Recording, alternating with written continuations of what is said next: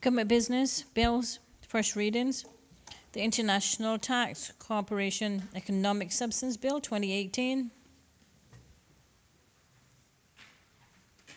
The Honorable Premier. No, first reading.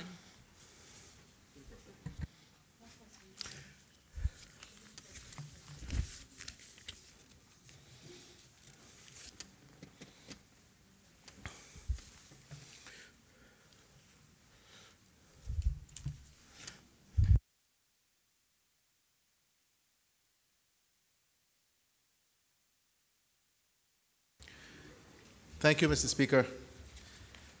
Mr. Speaker, with your permission, sir, I wish to offer an explanation to the House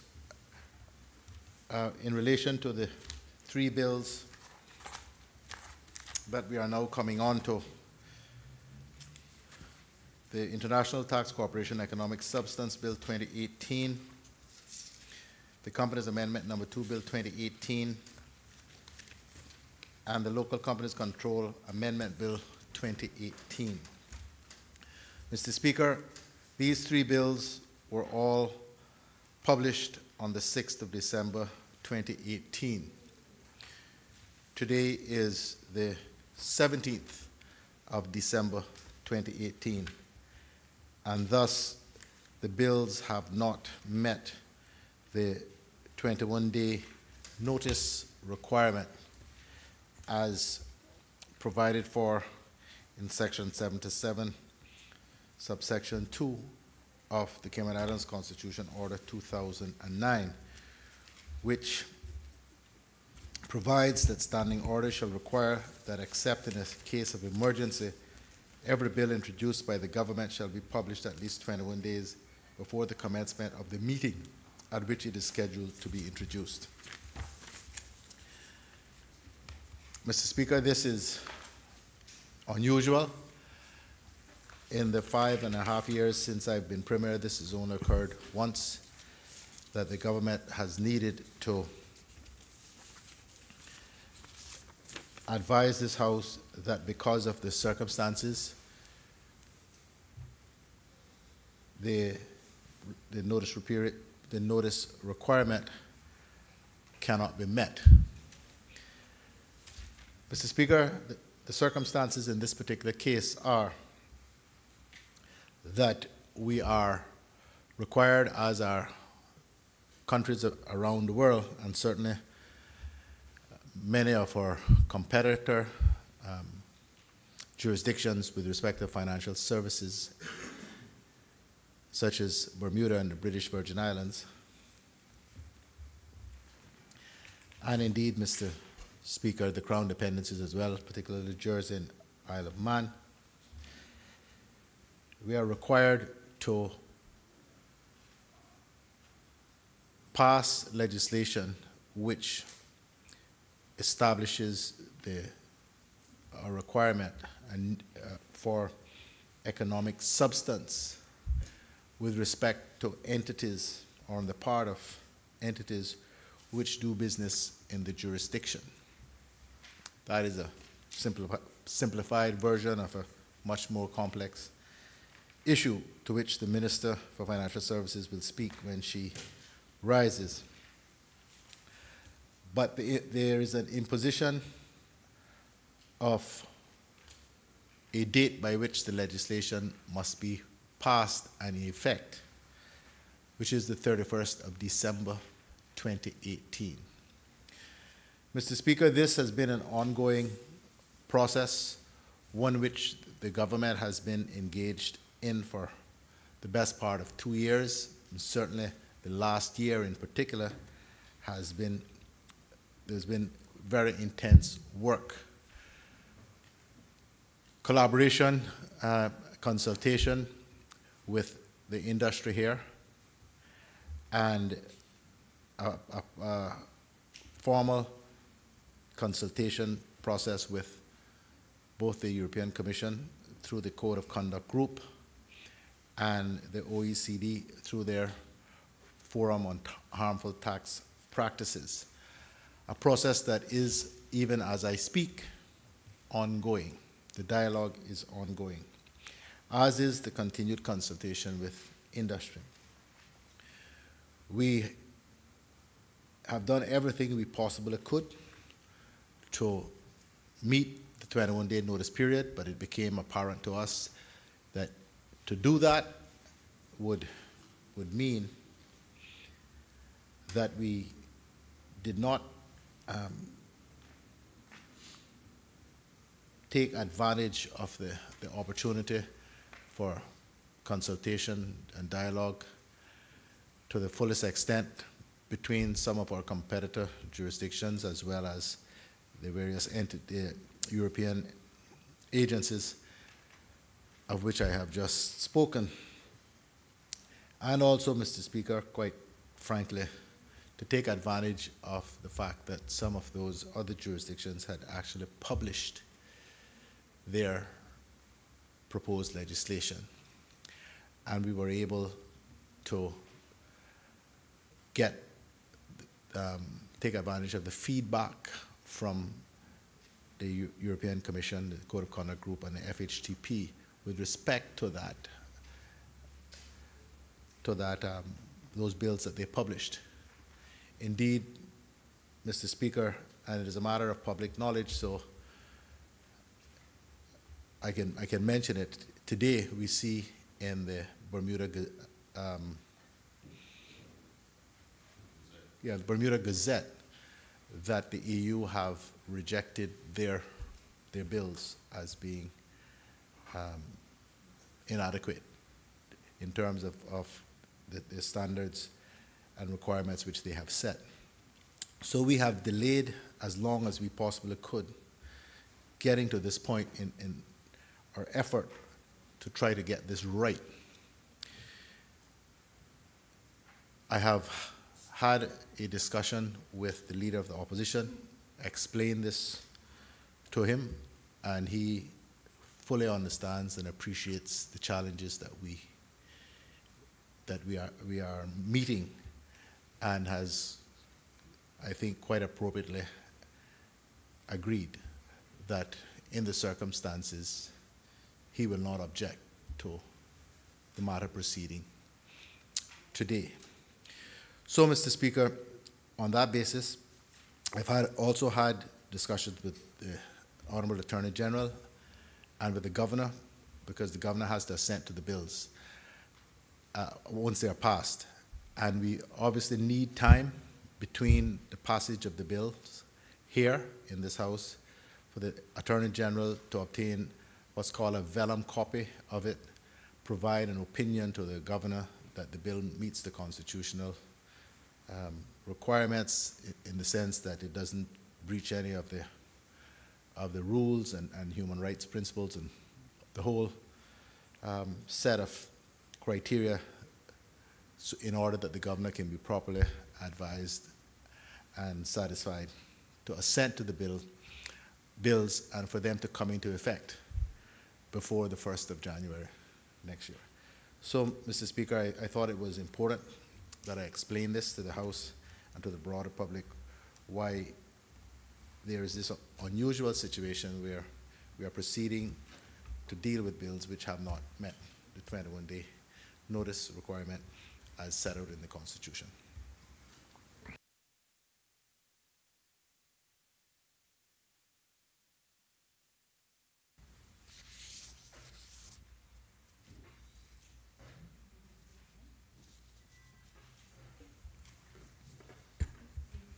The International Tax Corporation Economic Substance Bill 2018. The bill has been deemed to have been read the first time and is set down for the second reading. The Companies Amendment Number 2, Bill 2018.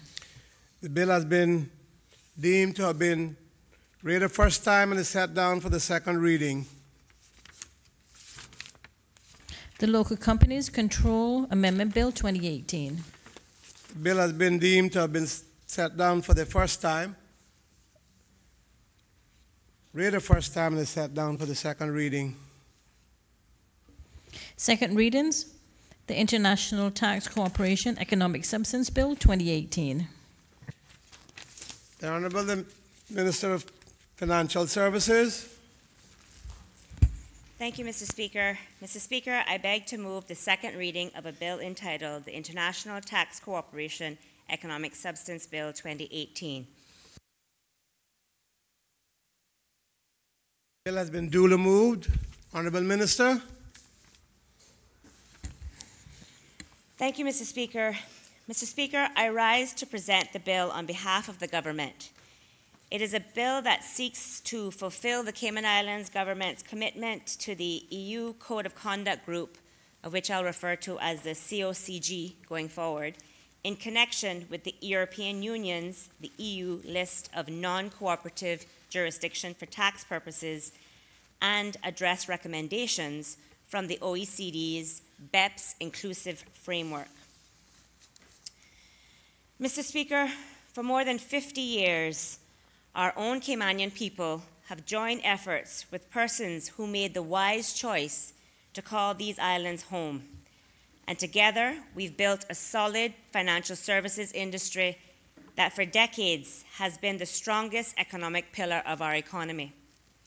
This, Mr. Speaker, has been accomplished in spite of and despite the many challenges that the country has faced over the years, over that same period of time, in which we have been a dominant player in the global financial services arena.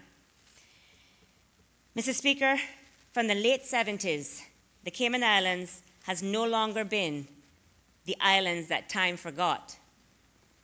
In fact, Mr. Speaker, to the contrary, Cayman is often top of mind for our many investors and clients from all over the world who see Cayman as a choice jurisdiction to do business because of our stable political framework and respect for the rule of law, our sophisticated judiciary, our tax neutrality, our high-quality service providers, and significant infrastructure advancements. However, Mr. Speaker, we're also often top of mind for the international community when it comes to the various international initiatives and assessments to which the Cayman Islands is and has been consistently subjected to for many, many years.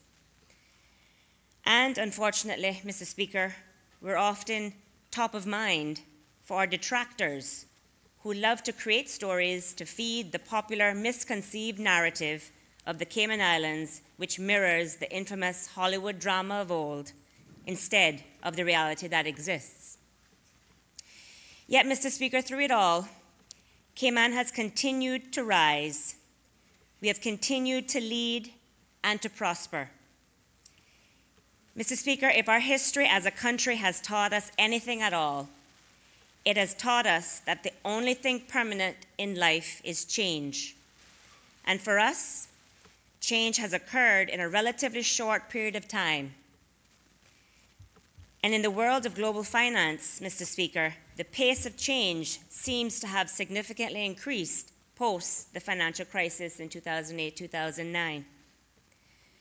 So, Mr. Speaker, this bill and those yet to come at this meeting of the House is about Cayman's resilience, it is about our experience, and is about our success in adapting to change, which for us is a way of life. Mr. Speaker, at this stage, I think it necessary to provide some important context as to why we're here today in relation to the bills before us. Members of this Honourable House will recall that back in March of this year, I provided a detailed update to all honourable members and the public of the status of the European Union's list of non-cooperative jurisdictions for tax purposes. Although, Mr. Speaker, I will not repeat the entire statement that was given at that time, please permit me to recap some of the pertinent information discussed back in March. Quote, following a year-long dialogue between the Cayman Islands government and the European Union, on the 5th of December 2017, the EU announced that the Cayman Islands was not included in its list of non-cooperative jurisdictions for tax purposes. This was a public acknowledgement of our cooperation with the EU and a testament to the strength of our regime, end quote. Mr. Speaker, the statement further went on to say, quote, however, while the EU recognized our overall regime, it did express a concern regarding one particular aspect of it, and in our ongoing spirit of global cooperation, Cayman made a commitment to address this concern, end quote. Again, Mr. Speaker, later in the statement, I described the elements of the screening process. Quote, the EU screening process entailed consideration of 3 criteria: tax transparency, the implementation of the OECD's base erosion and profit shifting program, and fair taxation, end quote. Mr. Speaker, I later went on to state, quote, on the point of fair taxation, it is important to stress that the Cayman's tax regime does not include preferential tax measures. It does not charge different rates to persons based on the factors, including whether the person resides in Cayman or not. However, despite this fact, the EU wants more assurance that Cayman's tax regime allows for economic substance. I underscore at this point, and for the purposes of the EU process, the term economic substance is still being defined, end quote. And Mr. Speaker, again, to note that the statement was made in March, and in fact, the EU did not issue any sort of guidance as to what it meant by economic substance until June of this year. Mr. Speaker, I continued the statement given in March by saying, quote, in cooperation, government has therefore continued our discussions with the EU on economic substance.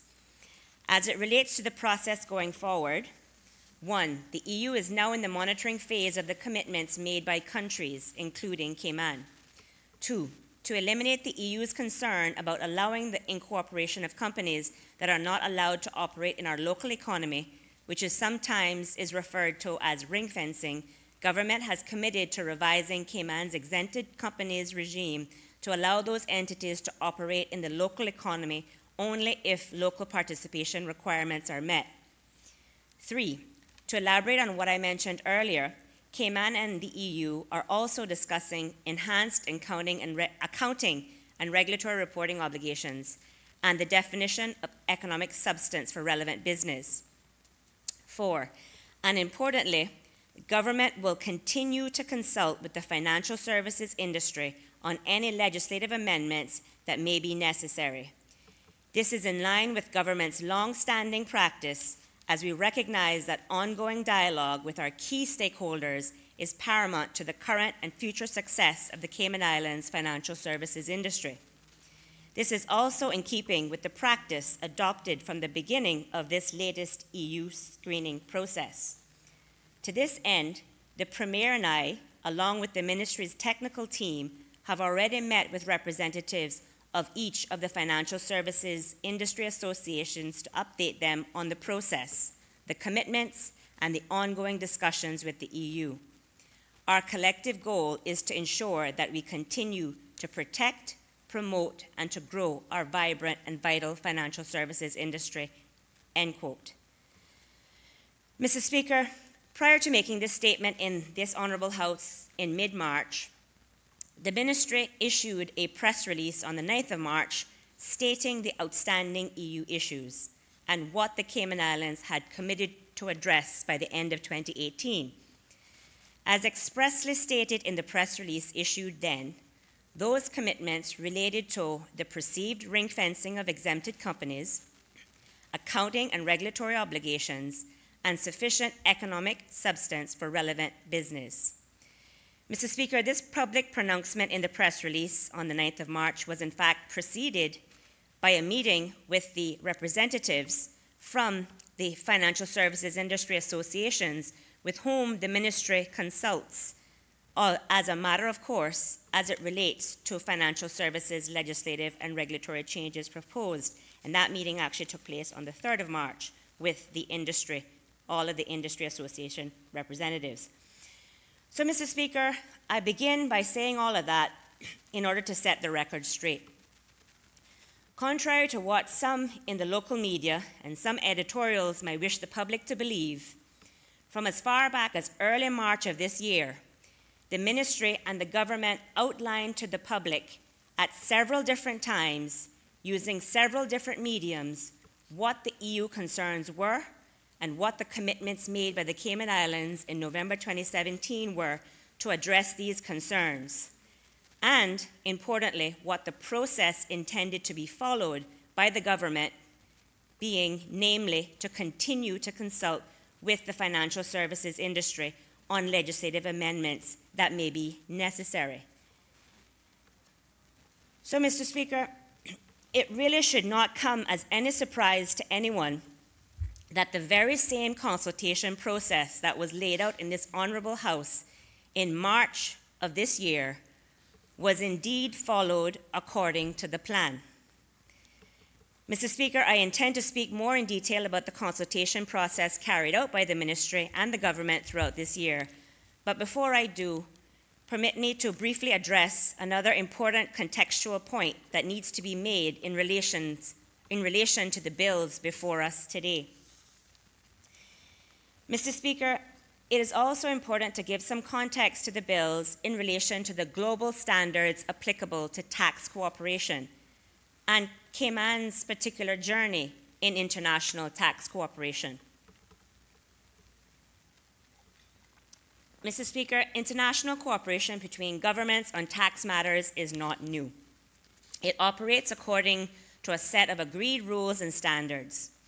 These are usually mandated by the G20 leaders or finance ministers, with the technical work of setting the standards being done by the OECD.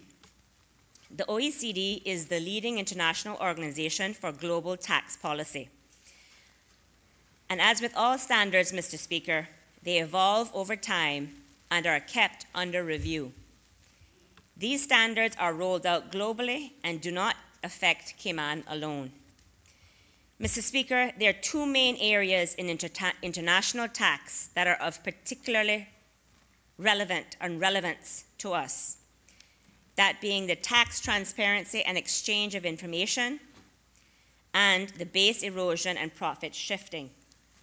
Speaking briefly about the tax transparency and exchange of information, Mr. Speaker, this means having information in the jurisdiction which government authorities have access to so they can exchange it with other jurisdictions that need it for tax purposes. The international standard provides the rules, and the bilateral or multilateral agreements or treaties between jurisdictions allow the information to be exchanged legally across borders. Mr. Speaker, Cayman has actually engaged in transparency and exchange of information for tax purposes since 2005. And beginning with the Tax Information Exchange Agreement entered into with the US in 2001, Cayman has now over 100 international exchange partners, either in the form of a Tax Information Exchange Agreement, or the TIAs, as you formally, or that they're often known as, the Multilateral Convention, or other arrangements. Our network of agreements allows us to be in line with the international standards for tax transparency. Mr. Speaker, there are different ways of exchanging tax information: on request or automatically.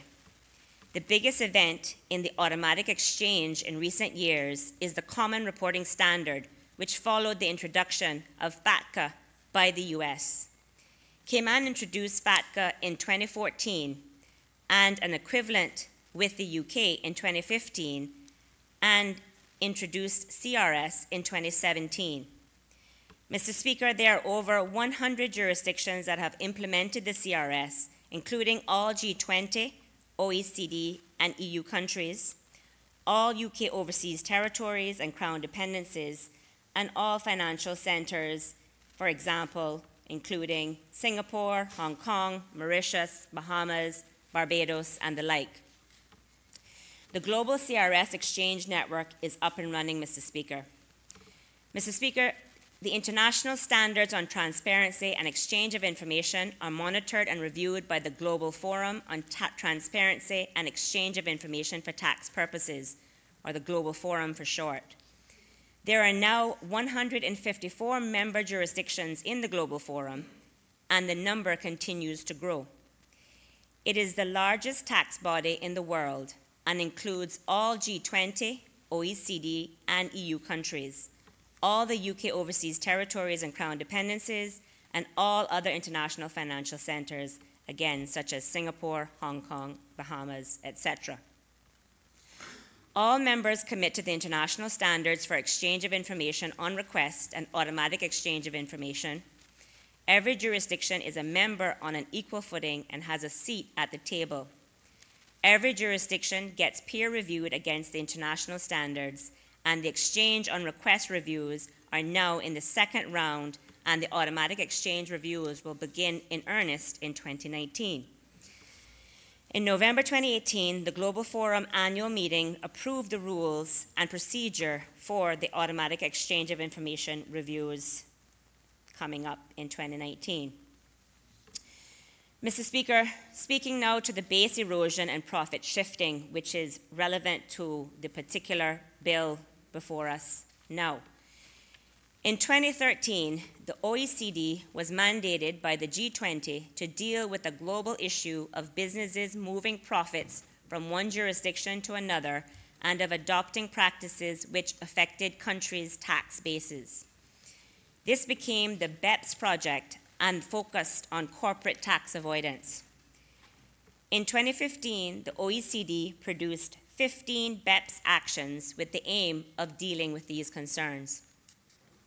Mr. Speaker, the BEPS work is handled by the OECD BEPS Inclusive Framework, or the Inclusive Framework for short, and this body has over 120 members. This body includes all OECD, G20, and EU countries, including the US, Canada, Japan, Australia, UK, China, Switzerland, Mexico, Brazil, Argentina, South Africa, and India, to name a few. It also includes all of the UK overseas territories and crown dependencies, that being Bermuda, BVI, Jersey, Guernsey, and the Isle of Man, and others.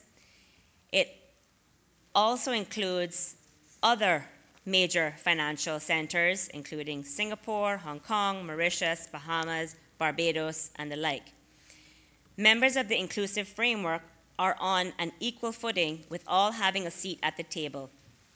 It's important to note, Mr. Speaker, that Cayman became a member of the BEPS Inclusive Framework in early 2017. Bermuda and the CDs, the Crown Dependencies that is, were already members since 2016, with Cayman and the other overseas territories joining in 2017. Mr. Speaker, one of the BEPS minimum standards is Action 5 on harmful tax practices, which includes the standard on economic substance. This work dates back to the OECD 1998 report on harmful tax practices and the working group of the BEPS Inclusive Framework, which deals with this, is the Forum on Harmful Tax Practices, or the FHTP. That's the group that deals with this particular issue. All BEPS Inclusive Framework members are members of the Forum on Harmful Tax Practices, or FHTP, and all Inclusive Framework members are subject to review by the FHTP against this Action 5 standard. The FHTP has been in existence since around 2000, and one of its main purposes is, and has been, reviewing preferential regimes within a jurisdiction's tax system. And Mr. Speaker, what's important for us to note, and what is, of course, a part very much of the process that we have been involved in terms of developing this bill, is that with the completion of the BEPS project in 2015, the FHTP was mandated to review its scope and its work. One of the outcomes of this review is that all no or nominal tax jurisdictions, such as the Cayman Islands, are now subject to FHTP review. This also applies, Mr. Speaker, to Jersey, Guernsey, Isle of Man, Bermuda, BVI, TCI, Bahamas, Bahrain, and others.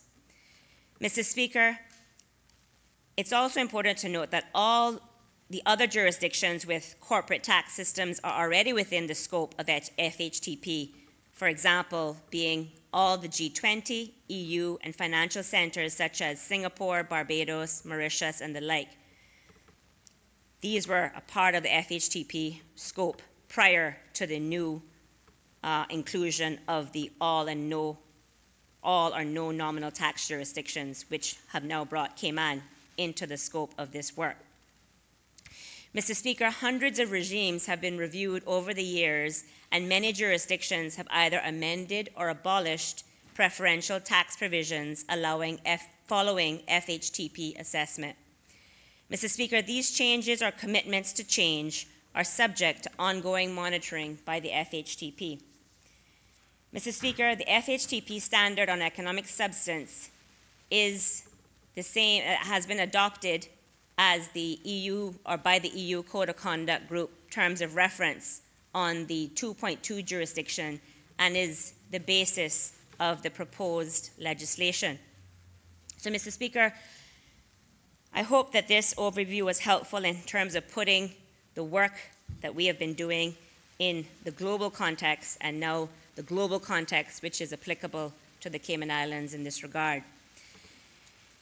So, Mr. Speaker, today, as a direct result of our efforts as a jurisdiction to adopt and adapt to the changing global standards, the Cayman Islands is a leading international financial services center. So, Mr. Speaker, it is expected then that as a leading international financial center, Cayman would be subjected to and would be expected to comply with international financial services assessments and initiatives, as do our competitors. In fact, Mr. Speaker, successive governments have affirmed the long-standing policy of cooperating with global standards over the course of our history. But, Mr. Speaker, as I said before, global standards are not static.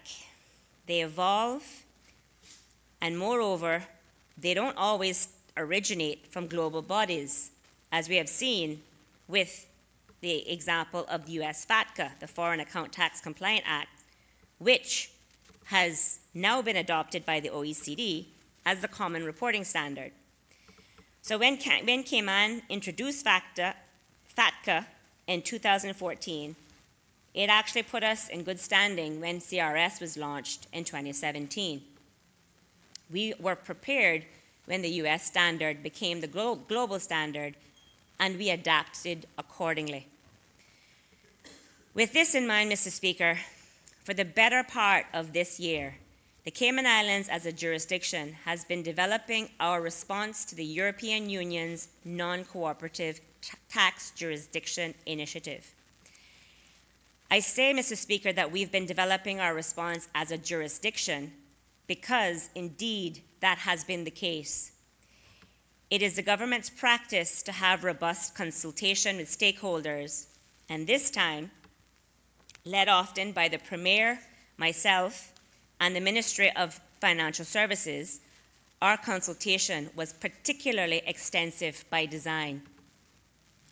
Mr. Speaker, as we face the prospect of being one of the countries that could be blacklisted by the EU, government remained well aware of the necessity of developing a unified jurisdictional position, just like we have in the past.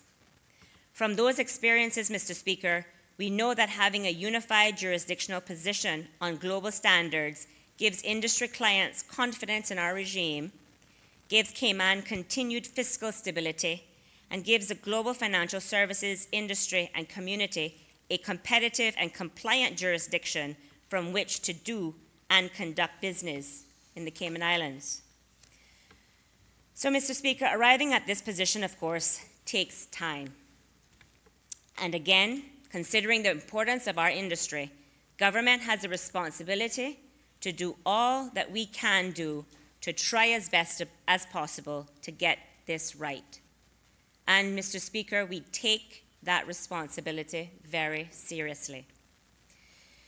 Therefore, Mr. Speaker, government's consultation led by the Ministry of Financial Services was therefore threefold. For the internal stakeholders, the ministry consulted with its own kind of government entities, that being the Cayman Islands, unregulatory entities, I should say, that being the Cayman Islands Monetary Authority, the Department of International Tax Cooperation, Registrar of Companies, and it also consulted with the Ministry of Commerce.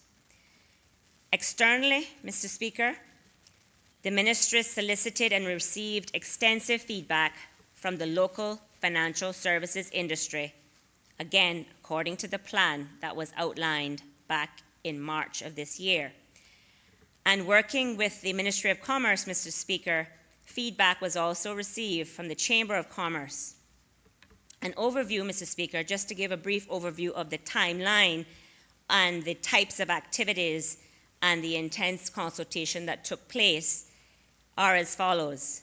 So from the 3rd of March this year, Mr. Speaker, there was an EU briefing and an industry update provided by myself and the Premier to representatives from all financial services associations, of course supported very much so by the Ministry of Financial Services in providing that EU briefing and update.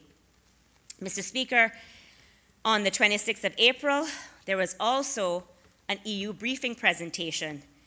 And at that time, we looked to establish the specific working groups. And in terms of reference, we're kind of determined to determine the work of the working groups. And the working groups were being established along the lines of the 9 FHTP categories. And those templates were discussed, and the FHTP categories are dealt with specifically in the bill. And again, this was presented at an update meeting with the ministry team and myself, and there were representatives from all of the 15 financial services associations present. Again, Mr. Speaker, at this point, remember now, we hadn't received clear guidance from the EU as yet, but we didn't allow that to stop us from starting to actually do the work based on some of the indications that we've been getting about the considerations that the EU was having at that time around the issue of substance.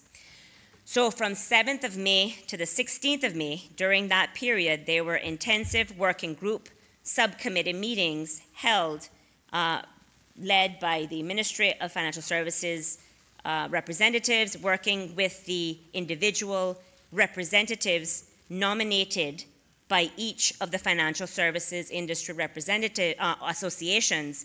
Every association was asked to nominate representatives to sit on each of those working groups. So we had the depth and breadth of perspectives on each of these working groups as appropriate to consider the sector-specific issues. So the working group subcommittee work started in earnest in the beginning of May. And Mr. Speaker, by mid-May, right before I returned to Brussels in May to have face-to-face engagements, I met with the EU substance working groups to get an update from the working groups as to the work that they've been doing to look at our industry in relation to these FHTP categories in anticipation that this, in the event that the EU were to move towards adopting this position, we would have had some beginning to do the work as early as possible to get our heads wrapped around this idea of economic substance.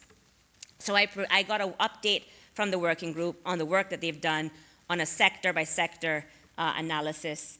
And, Mr. Speaker, I have to say at this point that that information provided by the working groups were actually very helpful in terms of my engagements later on in the month in Brussels in being able to speak with a level of confidence about the types of activities, the types of industries, and the specific work that's done in each of these areas. Mr. Speaker, for the remainder of the month of May, there was some communication from the Ministry of Financial Services to all industry associations. And again, Mr. Speaker, the reason that working through the industry associations was not just the kind of standard practice adopted, it is because the associations themselves would then communicate to their members to ensure that there is the cross-section of industries, sectors, and individuals involved in getting the information and feeding the information back to the ministry. Mr. Speaker, a month later in June, the communications continued from the ministry to the industry associations.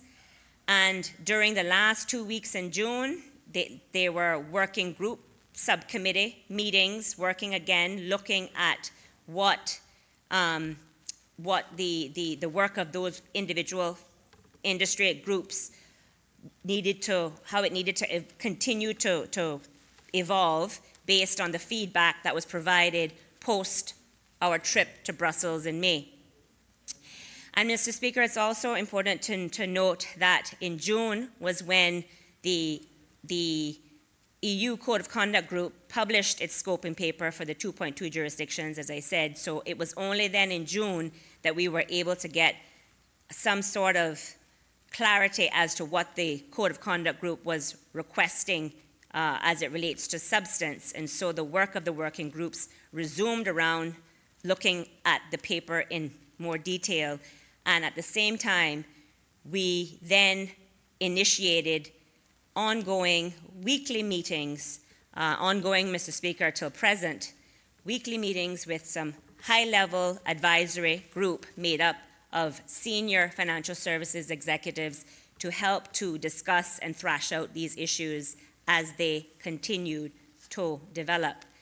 And so, Mr. Speaker, the work continued on through the summer.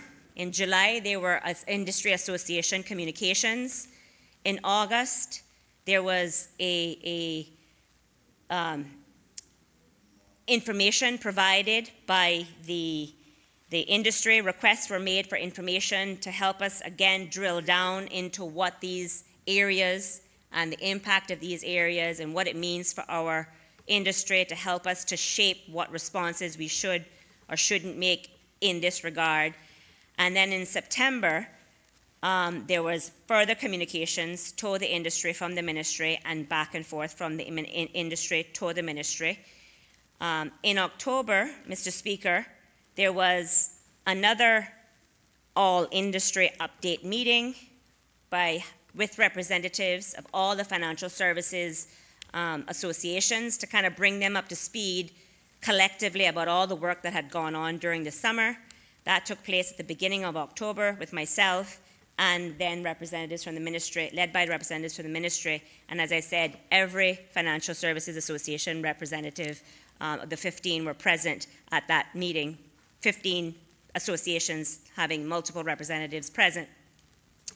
Mr. Speaker, followed by that meeting, there was then further communication in October with the industry associations.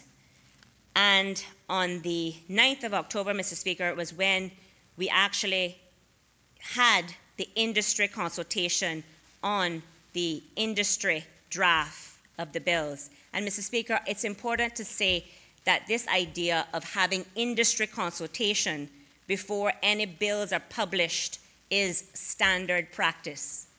There's nothing nefarious about it. It is making sure that the major stakeholders that have the greatest ability to have a reasoned and rational voice about what is being put forward has an opportunity to see it first before anything is put out in the wider domain.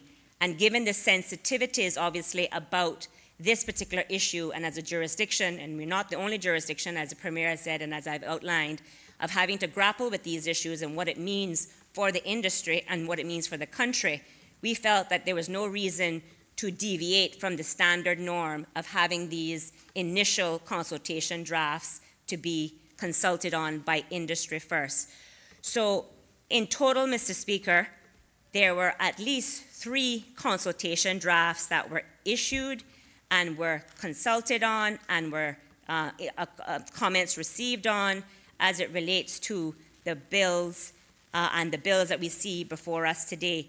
And so the first kind of round of consultation on the actual drafts took place in early October, November, end of November, and then the publication of the Green Gazetted bills as we saw on the 6th of December. But in between that, there were multiple meetings with both the wider industry association representatives of all 15. There was meetings taking place in October and November. Actually, there were a couple in November and October. And also, as I said, from June of this year, the ongoing weekly meetings with the Senior Financial Services Executives Advisory Group. So, Mr. Speaker, that may have seemed to have been quite detailed, but I think it was important for members of the listening public and members in this chamber to get a full appreciation of the consultation process. And as I said, the consultation process is continuing in many respects, because this is a process that is and has elements of continued feedback, both from OECD as well as locally.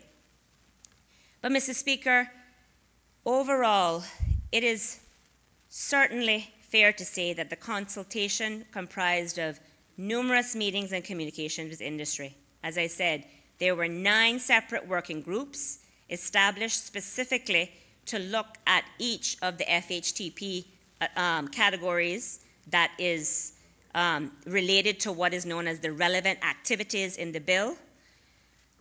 Those 9 working groups were made up of nominations by the industry associations themselves, putting forward people to represent their industry sectors and to then be able to work and feed in information from their association members, and also feed information back from the ministry to their associations as it relates to the individual work of the working groups.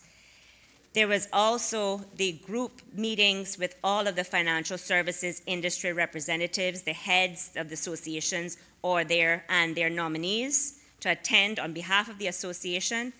And as I said, there was the engagement with the ongoing weekly advisory senior financial services industry representatives. So, Mr. Speaker, it is not an exaggeration to say that representatives from the financial services industry and commerce have dedicated hundreds of hours in helping the government to determine what the best jurisdictional response should be at each stage of the process throughout the year.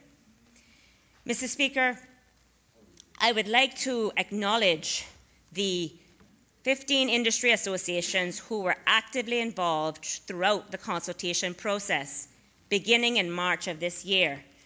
And specifically, in alphabetical order, they were the Alternative Investment Management Association, AMA Cayman Chapter, the Caymanian Bar Association, Cayman Finance, Cayman Islands Bankers Association, the Cayman Islands Company Managers Association, the Cayman Islands Compliance Association, the Cayman Islands Directors Association, the Cayman Islands Fund Administrators Association, the Cayman Islands Institute of Professional Accountants, Cayman Islands Law Society, the Certified Financial Analyst or the Chartered Financial Analyst, CFA Society, Cayman Islands, the Chamber of Commerce, the Chartered Alternative Investment Analysts Association, the Insurance Managers Association of Cayman, or IMAC, and the Society of Trust and Estate Practitioners, STEP, CI branch. Mr. Speaker, I would also like to take the time to acknowledge and publicly thank the 100 people who participated as a part of the intense and extensive consultation program led by the ministry. Mr. Speaker, these representatives attended many industry-wide meetings held with all of the 15 industry associations. They communicated to and from their membership. They participated on the FHTP working groups, and they acted as members of the Senior Executive Advisory Group. And Mr. Speaker, if I really tried to name each and every individual today, I would probably be here for another hour. So I will not attempt to name all of those individuals who we know have been involved. But what I can say, and just to give a representative sample of those who were involved in the process, and we want to thank as being a part of the senior executive, the financial services group that continued to work very closely and dedicated lots of hours and time to this process.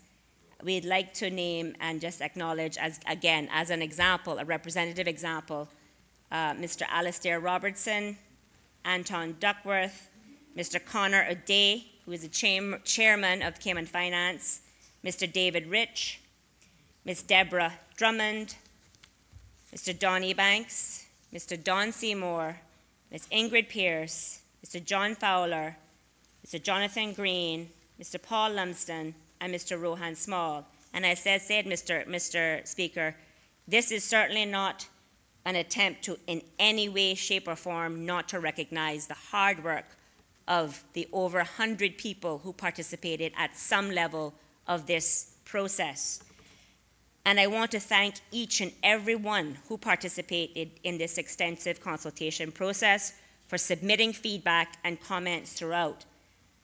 And also, Mr. Speaker, the 100 people that are known to have actively participated at individual, multiple, collective meeting levels is also in addition to the persons who actually submitted comments through their representatives in their association. So there are possibly countless nameless persons who sent their comments via their associations as they were asked to do as a part of the consultation process. So I want to publicly thank them for taking the time to submit comments as and when they felt necessary as well. So Mr. Speaker, the ministry, in terms of consulting locally, also the third arm then of the three-pronged approach was to consult and continue to engage with and remain in contact with the European Union, as well as UK officials and the OECD as well. And so, Mr. Speaker, that, as I said, was how we got here, how we got to having these bills to be able to present and debate and discuss today. But some people may ask, and again, before I go on to that, I think, Mr. Speaker, again, the benefit of that depth and breadth of the government consultation has helped us to develop a legislative package and framework that we are informed directly by industry about. But some people may be asking, so where does Cayman stand in relation to our competitors in all of this? And Mr. Speaker, as discussed in the Honourable House previously, in the fall of 2016, the EU started this assessment of the non-cooperative jurisdiction list. And at that time, in 2017, they indicated those persons who were on the list. And those persons, there were about 47 jurisdictions that were not on that list, but they felt needed to do some more work to address some of the concerns that they've expressed. And as I said, it was well known that Cayman was not on the list of non-cooperative jurisdictions. However, Cayman was included along with 12 other jurisdictions, so 13 in total were asked to address concerns related to the fair taxation criteria. Mr. Speaker, this jurisdiction asked to address this particular EU concern included the UK Crown dependencies of Jersey, Guernsey, and the Isle of Man, UK overseas territories of Anguilla, Bermuda, British Virgin Islands, Turks and Caicos, and Cayman, as well as the Bahamas, Bahrain, Marshall Islands, United Arab Emirates, and Vanuatu. Mr. Speaker, this list of jurisdictions are the so-called 2.2 jurisdictions. Mr. Speaker, and interestingly, with respect to the timing of the bills, Cayman, from what we can see based on the information gleaned by the ministry, Cayman is very much in step with what the other OTs and CDs are doing as it relates to the timing of their bills. And so just as an example, Mr. Speaker, I've been reliably informed that the Bahamas published their bills on the week of the 26th of November and passed their legislation on the 5th of December. Bermuda published on the 7th of December, from what I've been told, and as was indicated earlier, they are currently in their version of the Legislative Assembly today as we speak on these matters as well. The British Virgin Islands published their bills on the 4th and dealt with it in their Parliament or Legislative Assembly on the 13th of December. Cayman published on the 6th. We are here on the 17th. Guernsey published on the 8th and passed on the 8th of November and passed on the 1st of December. Isle of Man on the 8th of November, 12th of December, and Jersey on the 23rd of October and passed then on the 6th of December. So, Mr. Speaker, I took this time to lay out the background and the process followed up until this point of getting where we are today, because I don't want any member of this honorable House or the listening public to think that this was a rushed bill delivered at the 11th hour without due consideration. Mr. Speaker, on the contrary, it is quite the opposite. It is because of the careful consideration and the extensive industry consultation, the active engagement with the EU and later the OECD, why we published and are presenting these bills when we are. And as I said, we are in line with the timeline of the other overseas territories and Crown dependencies. So, Mr. Speaker, now that I've thoroughly explained why Cayman has cooperated with the EU on this initiative and the local consultation process followed, I will now provide an overview of the bill itself. Mr. Speaker, the International Tax Cooperation Economic Substance Bill is arranged into 7 clauses. Clause 1 of the bill contains the short title and commencement provisions. Clause 2 of the bill provides for the interpretation of words used throughout the law and provides for words and expressions listed in the schedule to be construed in accordance with that schedule. Clause 3 of the bill specifies the functions of the authority, the Tax Information Authority, as defined in Clause 2, which include administering the law, determining whether a relevant entity satisfies the economic substance test, monitoring compliance with the law, and other functions specified in the law.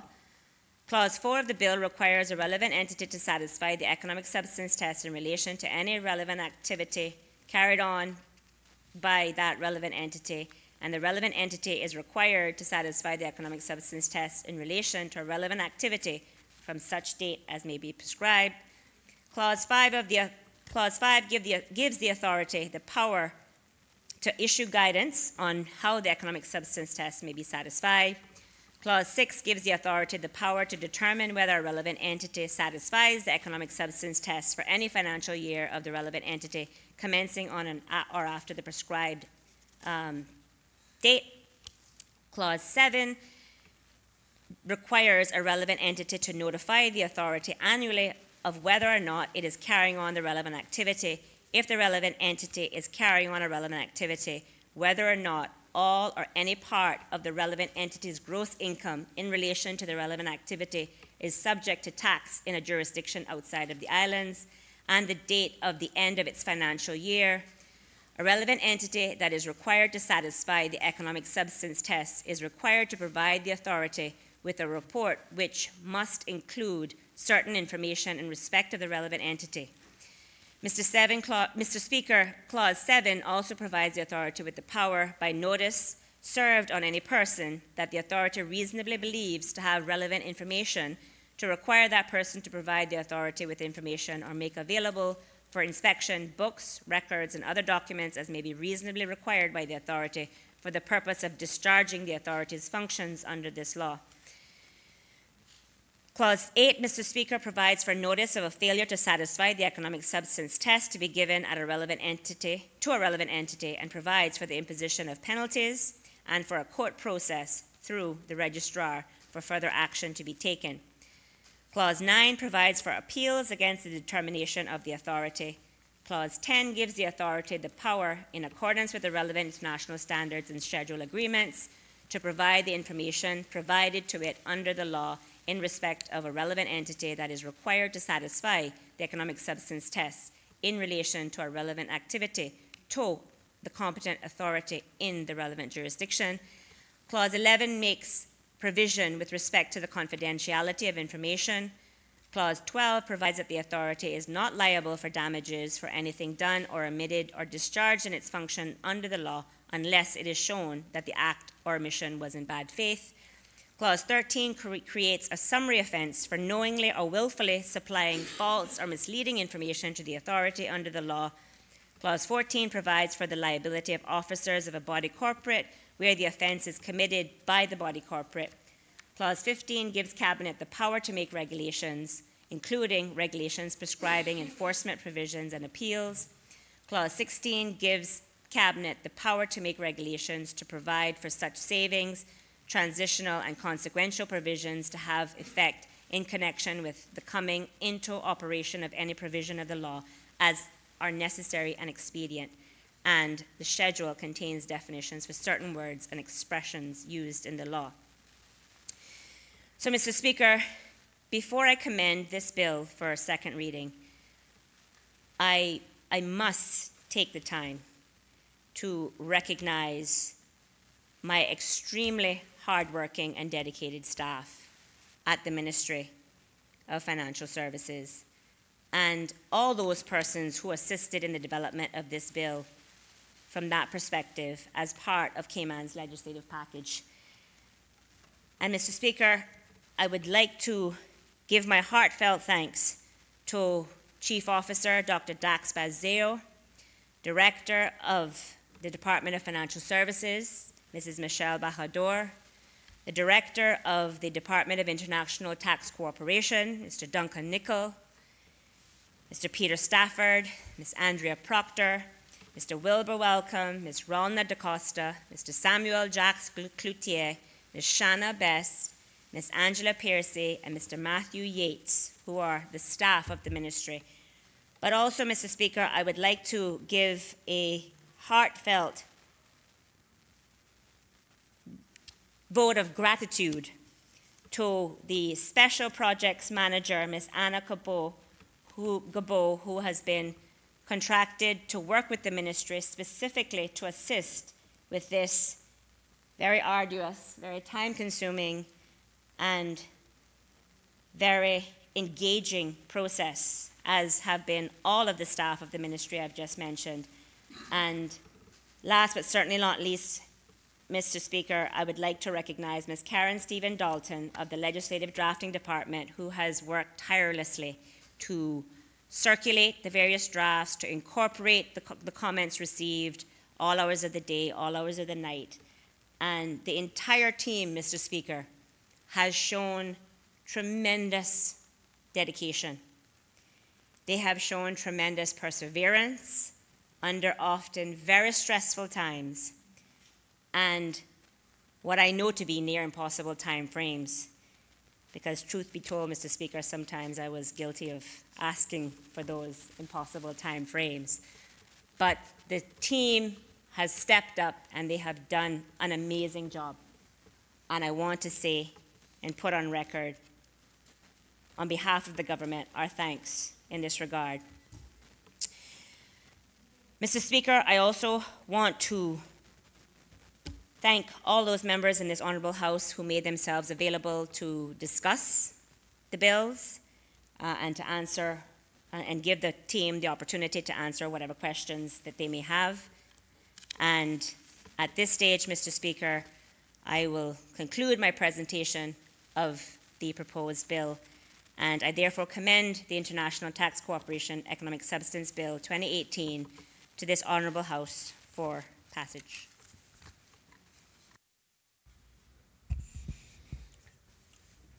Does any other member wish to speak?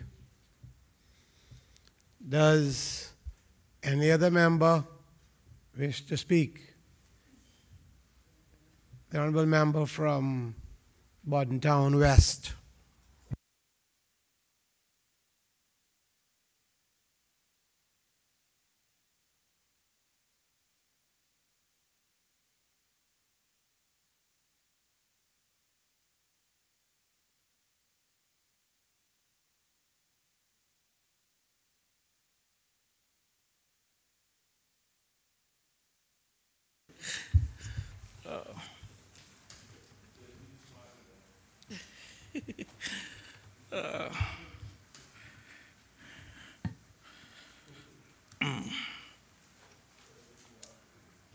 Mr. Speaker, I rise to make my contributions to this bill that is currently before this Honourable House. I will start by explaining why the governments in North America and Europe keep knocking on our door and why they will never go away regardless of what we do. I'll go through the mess that they have made in their own countries and the futility of chasing phantom tax revenues that they believe are within offshore financial centers such as the Cayman Islands, Bermuda, BVI, and elsewhere. Mr. Speaker, growing up, I, like other members in this Honourable House, heard about the North Americans searching for Bigfoot and that dominable snowman. Over in Europe, they've been searching for the Loch Ness Monster. Having failed to find any of these boogeymen or monsters, Mr. Speaker, they have now teamed up to search for phantom tax revenues here in the Cayman Islands, which you will soon realize does not exist. Mr. Speaker, I ran into the Honourable Minister of Financial Services over the weekend, and she reminded me that I didn't attend neither of the two meetings she organized to discuss this bill. My response to her, Mr. Speaker, is that what she wanted to tell me wasn't going to change what I'm going to say here today. Mr. Speaker, while the Honourable Minister of Financial Services would probably like to tell the powers that be in Europe that they need to visit the Cayman Islands, and in particular our district of West Bay, and tell them that when they come to the end of Tornall Road, they just need to make a left to find their final destination. That's where Mr. Ivan works. I know she can't. Mr. Speaker, the Honourable Minister and the government are between a rock and a hard place. Rightfully so. They don't want the Cayman Islands on the EU blacklist, as to do so would bring a certain level of uncertainty in the financial services industry. Human beings by nature, Mr. Speaker, do not like uncertainty. Mr. Speaker, I, like members on the government bench, also spoke to key leaders in the financial industry to hear their views on this bill. Some of them were young, some were young at heart. Some were Caymanian, some were Caymanian at heart.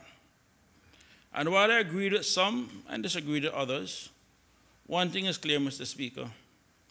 They showed a genuine care for our islands and the future of our financial services industry. For that, I am eternally grateful for them to taking the time to meet with me and to take my calls. One particular lawyer, and I promised him not to mention this, was on the phone with me so late and so long that his wife became suspicious. I can assure her that it was me he was talking to, and he can get a copy of this and play it back to her so she knows exactly that he wasn't speaking to anyone else. Mr. Speaker, the Honourable Minister of Financial Services and members of our team have met with many people in Europe to discuss this bill. I was not at any of those meetings, and maybe that was a good thing for them. Since being elected, I've had the opportunity to meet with representatives of the OECD while on a park course with the Honorable Leader of the Opposition, Mr. Edward Miller, and Councillor Connolly. Mr. Speaker, we didn't pull any punches and gave them a brief education in how the banking system works and took them to task for their level of hypocrisy and ignorance of not only the Cayman Islands financial services industry, but a general understanding of global trade and global investments. In other words, Mr. Speaker, you can't be engaging in negotiations and calling the people you're negotiating with ignorant and hypocritical. That would not be a wise decision and goes against unwritten rule within the diplomatic code. However, Mr. Speaker, since I'm not at the negotiating table, I can say what the Honorable Minister and members of our government cannot say, and it is simple. Most of the political leaders that make up the G20 countries have failed their people. Successive governments have built a massive socialist welfare state that they know at the time they were building it that they couldn't afford it, and they kept kicking the can down the road. Mr. Speaker, they are now running out of road and have fooled many of the people in their countries into believing that their roads to pay for their failures in the Cayman Islands, Bermuda, BVI, and elsewhere. Mr. Speaker, let's start with this phantom money. In my previous life when I was in banking, the bank balance sheet would fluctuate depending on the time of year. I recall deposits being as low as 1.3 billion and as high as 2 billion. During that time, Mr. Speaker, whether it was 1.3 billion or 2 billion, the amount of cash that we had in Cayman remained the same, about 1 million.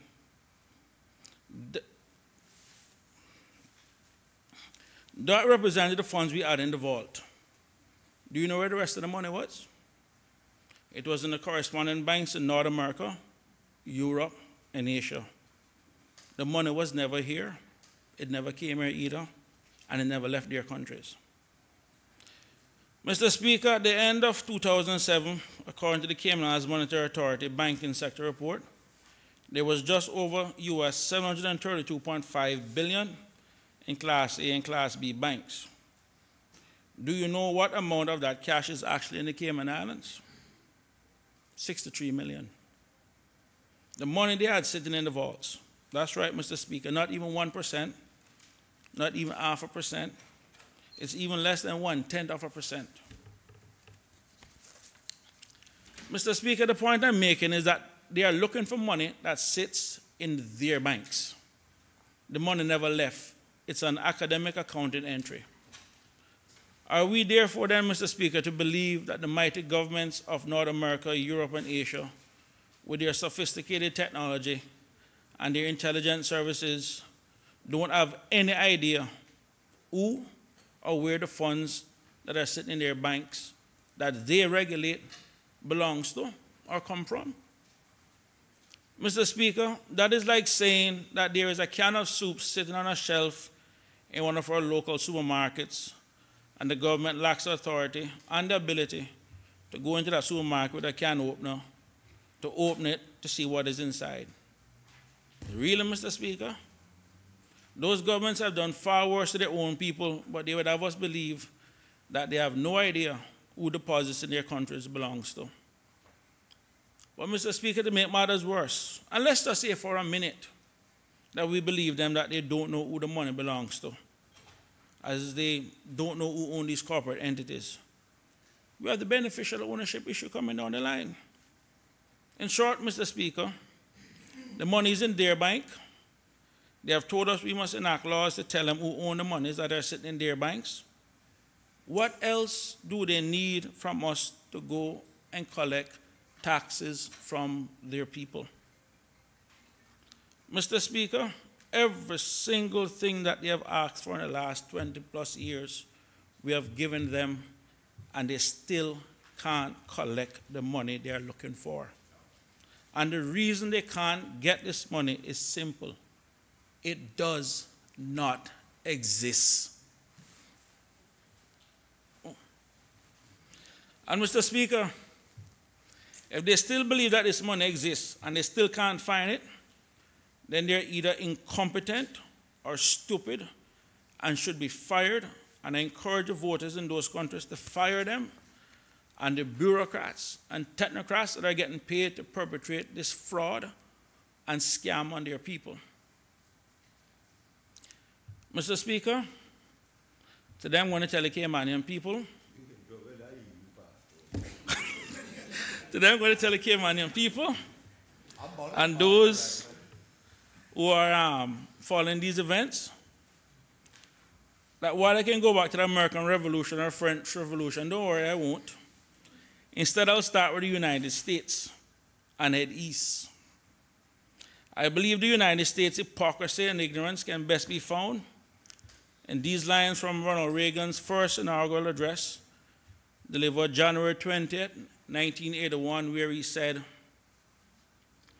"These United States are confronted with an economic affliction of great proportions. We suffer from the longest and one of the most sustained inflations in our national history.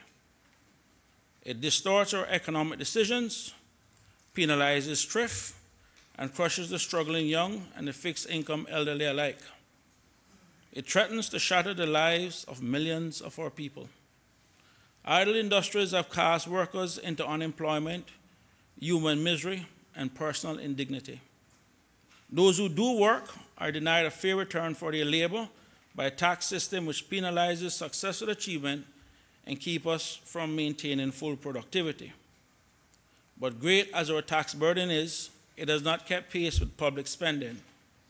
For decades, we have piled deficit upon deficit, mortgaging our future and our children's future for the temporary convenience of the present. To continue this long trend is to guarantee tremendous social, cultural, political, and economic upheavals. You and I as individuals can borrow. You and I as individuals can, by borrowing, live beyond our means, but for only a limited period of time. Why then should we think that collectively as a nation, we are not bound by the same limitation? We must act today in order to preserve tomorrow. And let there be no misunderstanding. We're going to begin to act beginning today. Mr. Speaker, Reagan was the 40th President of the United States. There were 39 administrations before his. When Reagan took office, the U.S. national debt was $908 billion and represented 32% of GDP.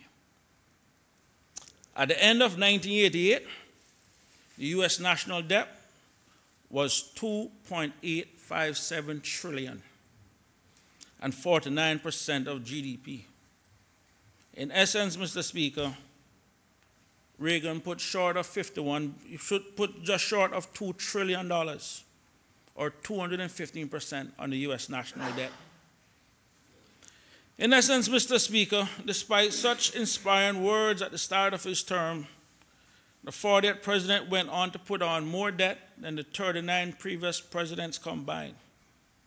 So much for beginning to act, beginning today. But then again, what would you expect from an actor? The irony of all of it, Mr. Speaker, his successor George H.W. Bush took it to over $4 trillion by the end of his term and 62% of GDP. In a mere 12 years, Mr. Speaker, the U.S. national debt went from $908 billion to over $4 trillion. It took them 204 years from the start of their republic to get to $908 billion. In those 204 years, they went through wars, depressions, recessions, and then in 12 years, they added over $3 trillion. Mr. Speaker, the real irony is that the George W. Bush administration and the Obama administration made those 12 years look like child play. Reagan was a baby. 24 years later, at the end of Obama's second term, the national debt stood at $19.5 trillion, and 104% of GDP. Today, it is around $22 trillion. In contrast, Mr. Speaker, we here in the Cayman Islands have a national debt of less than 500 million and GDP of over 3.1 billion, giving us a debt to GDP ratio of around 15%. These people can't get no advice. What's the cause of this, Mr. Speaker? A combination of two things: tax cut and increasing government spending by the U.S. government. Mr. Speaker, in the U.S. around 1980, if you were single and had an income of more than US $34,100, you had a tax rate of 49%. Today, it is 22%. If you were married and filing jointly, you had a tax rate of 49% if you made more than $45,800 as a couple. Today, it is 12%. Corporations that made more than US $100,000 at a tax rate of 46% in 1980. Today, it is 21%. As a percentage of GDP, Mr. Speaker, the US government was collecting between 18 and 21% of GDP. Alternatively, Mr. Speaker, since 1980 and today, as a percentage of GDP, the US government is spending between 33 and 38%. So in essence, they're collecting between 18 and 21% of GDP, but they're spending between 33 and 38% of GDP. It is also worth highlighting that more than 60%, or close to $2.5 trillion of the $4 trillion budget this year alone will go towards health and Social Security. Another $1 trillion on defense, benefits for veterans, and interest on the debt. Education and housing, Mr. Speaker, gets less than $200 billion, or a mere 4%. The real crime in this, Mr. Speaker, is that more than twice the money is spent on servicing the debt of the past as opposed to investing in education for the future. And they have the audacity and temerity to tell Americans that they can't invest in their children because companies are hiding tax revenues in overseas places like the Cayman Islands, Bermuda, and BVI. Mr. Speaker, as a former finance minister, you would know that the only way to pay down debt is to generate a surplus. As the U.S. continues deficit spending, it will mean that their debt will grow, their interest payments will go up, and their ability to invest in their children and their citizens will go down. Mr. Speaker, the world saw the popularity of Bernie Sanders in the last Democratic primary in the United States. And I'm sure that many people didn't expect a devout socialist could become so popular in the US. A lot of young people, Mr. Speaker, supported him as they realized that the only way out for them will be to take from the rich. JFK said it best in his first inaugural speech in 1961. If a free society cannot help the many that are poor, it cannot save the few that are rich. How can it be right that a person that is making US $40,000 per year is paying a higher tax rate than Google, Amazon, Starbucks, Apple, Facebook, Bank of America, JP Morgan Chase, Exxon, Chevron, and the list goes on? I say to my American friends, if you're comfortable with those billion-dollar companies and trillion-dollar companies having a lower tax rate than a person making $40,000 per year, then don't come knocking on the door in the Cayman Islands. Go knock on the door of your politicians who are owned by those big companies. There isn't enough money offshore that can fix the American problem. They have a $1 trillion problem, and we have nothing remotely close to that here in the Cayman Islands. Or to paraphrase from the great American rapper Jay-Z, you got 99 problems, but the Cayman Islands and our beaches ain't one. And please note I said beaches. I don't want anyone to think I actually use the term that he used. Mr. Speaker, I'm heading east now to the United Kingdom and their cousins in the rest of Europe. Let's start with mummy, or as some would prefer, mother. In 2005, Mr. Speaker, the UK had a national debt of less than £500 billion, or 38% of GDP. 2005, 13 years ago. Today, 13 years later, it is over £1.8 trillion and more than 80% of their GDP. 13 years. Earlier, Mr. Speaker, I spoke about the accumulated debt since the start of the United States in 1776. Surprisingly, the UK's national debt began in 1692, when William III engaged a syndicate of city merchants to market and issue government debt. The syndicate became the Bank of England, and Her Majesty's government debt began a century-long climb, financing Marlborough's wars, wars against the French, against the American colonial rebels, and peaking in 1815 at the end of the Napoleonic Wars at over 200% of GDP. After the war, the debt entered a century-long decline. Naturally, Mr. Speaker, the government debt exploded again in World War I and World War II, where it reached the levels of 1815 at over 200% of GDP. I say all of this to say, Mr. Speaker, with all the ups and downs over 3 centuries, in a span of 313 years, the United Kingdom accumulated a debt of less than £500 billion, or 38% of GDP, between 1692 and 2005. 313 years. And in the last 13 years alone, they added $1.3 trillion. So what it took 313 years to accumulate, in 13 years, 1.3 trillion pounds to the debt, and carried it to over 80% of GDP. Today, Mr. Speaker, the UK government is struggling to balance their budget. This is not new.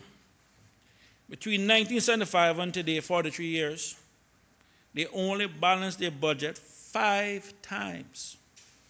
2 times between 1988 and 1990, and 3 times between 1998 and 2001.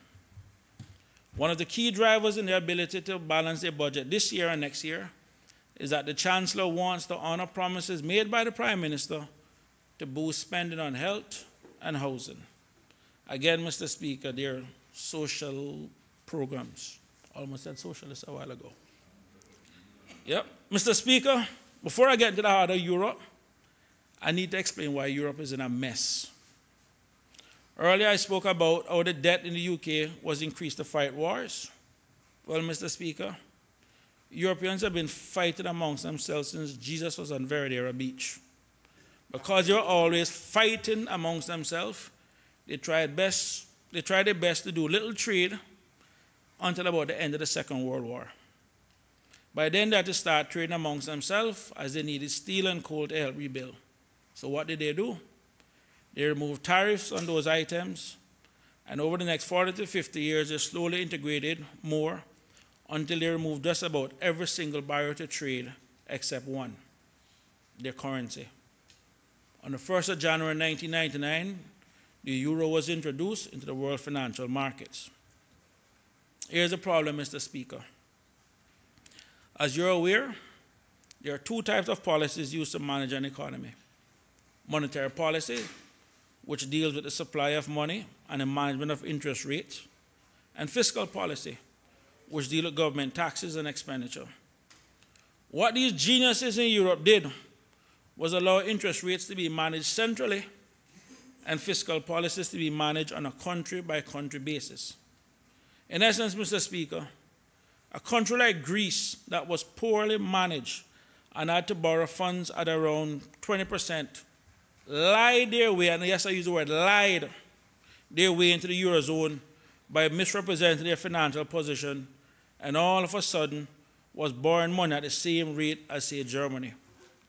In addition to Greece, there are some other poorly run countries, namely Portugal, Italy, and Spain. Those 4 countries became collectively known as the pigs of Europe. Mr. Speaker, they even have their own website, thepigs.eu. Mr. Speaker, here's where the rubber meets the road. Italy has never had a budget surplus since 1946. In essence, 62 years of deficit budgets and borrowing. They won't blame that on the Cayman Islands financial industry. The last time Greece had a budget surplus was the year I was born, 1973. Wow. They have had a deficit since 1974, 44 years. They've been running budget deficit, 44 years.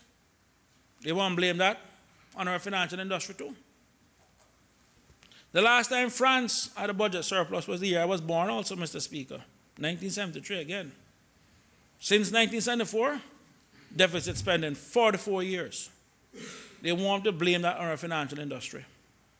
Mr. Speaker, I can go through every single country in the Eurozone and give it history, but if I were to do that, we won't get out of here before Christmas. Every single one of them, barring Germany and a few others, were poorly managed. Am I saying, Mr. Speaker, all I'm saying, Mr. Speaker, is that the vast majority of countries in Europe have been having financial problems from the day I was born. And every single year they find a way to blame the Cayman Islands and other offshore financial centers that play an important role in facilitating global investments and global trade by offering a tax-neutral solution. Mr. Speaker, the creation of the Eurozone amplified this problem. In a nutshell, those countries in Europe that was already borrowing to cover costs found themselves in a position to borrow funds cheaper. They could pay their expensive loans with cheaper money, but did they stop there? No. They just kept borrowing and borrowing and borrowing and borrowing until the bubble burst in 2008. This now brings us to the bill we're debating today. As part of the response to the 2008 financial crisis, the OECD started the BEPS project. BEPS stands for Base Erosion and Profit Shifting. This was formally launched in 2012 by the G20 finance ministers, who in turn called on the OECD to develop an action plan to address BEPS issues. In 2013, the OECD action plan was delivered to the G20. The minister had mentioned this before. And after a few years back and forth, the 2015 final report was pretty much agreed in 2016. The report laid out 15 points to control abusive tax avoidance by multinational entities, and the bill refers to them as the MNEs. Mr. Speaker, what are really, and I'm not going to say that there are not companies out there that abuse the tax system. I can tell you, I have worked for some multinational in my former life. And based on what I see and based on what I know, some of those people in Europe and North America need to dip in the River Jordan 7 times and ask for forgiveness for the amount of countries that they cheated taxing. And it's not just European countries, and I mean countries right in the Caribbean, countries right in the Caribbean and elsewhere also suffer from these things. The thing about it is, Mr. Speaker, with this bill, and what I am more concerned about is the legislative impact analysis that it will have. We make $350 million a year, Mr. Speaker, from our financial services industry. And the money that we collect from that industry allows us not to tax Caymanians as high as we should, because many of those monies are paid for entities that actually operate from outside the Cayman Islands to some extent, but it takes a pressure and a burden off our people. This issue, I know, has been discussed for quite some time. And for the last 20 years, Mr. Speaker, from the harmful tax competition and this and that. They have come at us with every single thing they have. And in 20 years, they still can't find anything. Mr. Speaker, I just want to read here an article that came out in the Tax Justice Network. Give this to the Speaker here for me, please. And just bear with me a little bit. I think I have extra copy I can send to the minister when I'm finished also. And it headline that caught my attention, it says, EU tax haven blacklist blocks just 1% of financial secrecy services threatening EU economies. This was an article that was written in September 23rd of this year, Mr. Speaker. And I just want to touch on something. It's actually not that long. But it says, just want to go down, well, just to set it up. Tax havens currently blacklisted by the EU are responsible for just 1% of financial secrecy services facing EU member states, while 1/3, 34%, is supplied by financial centers from within the EU, targeting other member states. So, Mr. Speaker, just off the bat, the EU members themselves is responsible for 1/3 of the secrecy that they're looking to fight. It says, new research published today by the Tax Justice Network reveals that the EU blacklist has failed to include any of the top 10 suppliers of financial secrecy services to the EU. Services like shell companies and banking secrecy law, which enable money laundering, corruption, tax abuse, and the financing of terrorism. The largest supplier of financial secrecy to EU member states is the United States, 4.7%. This is 5 times the financial secrecy supplied altogether by the 7 tax havens blacklisted by the EU: American Samoa, Guam, Namibia, Palau, Samoa, Trinidad and Tobago, and the U.S. Virgin Islands.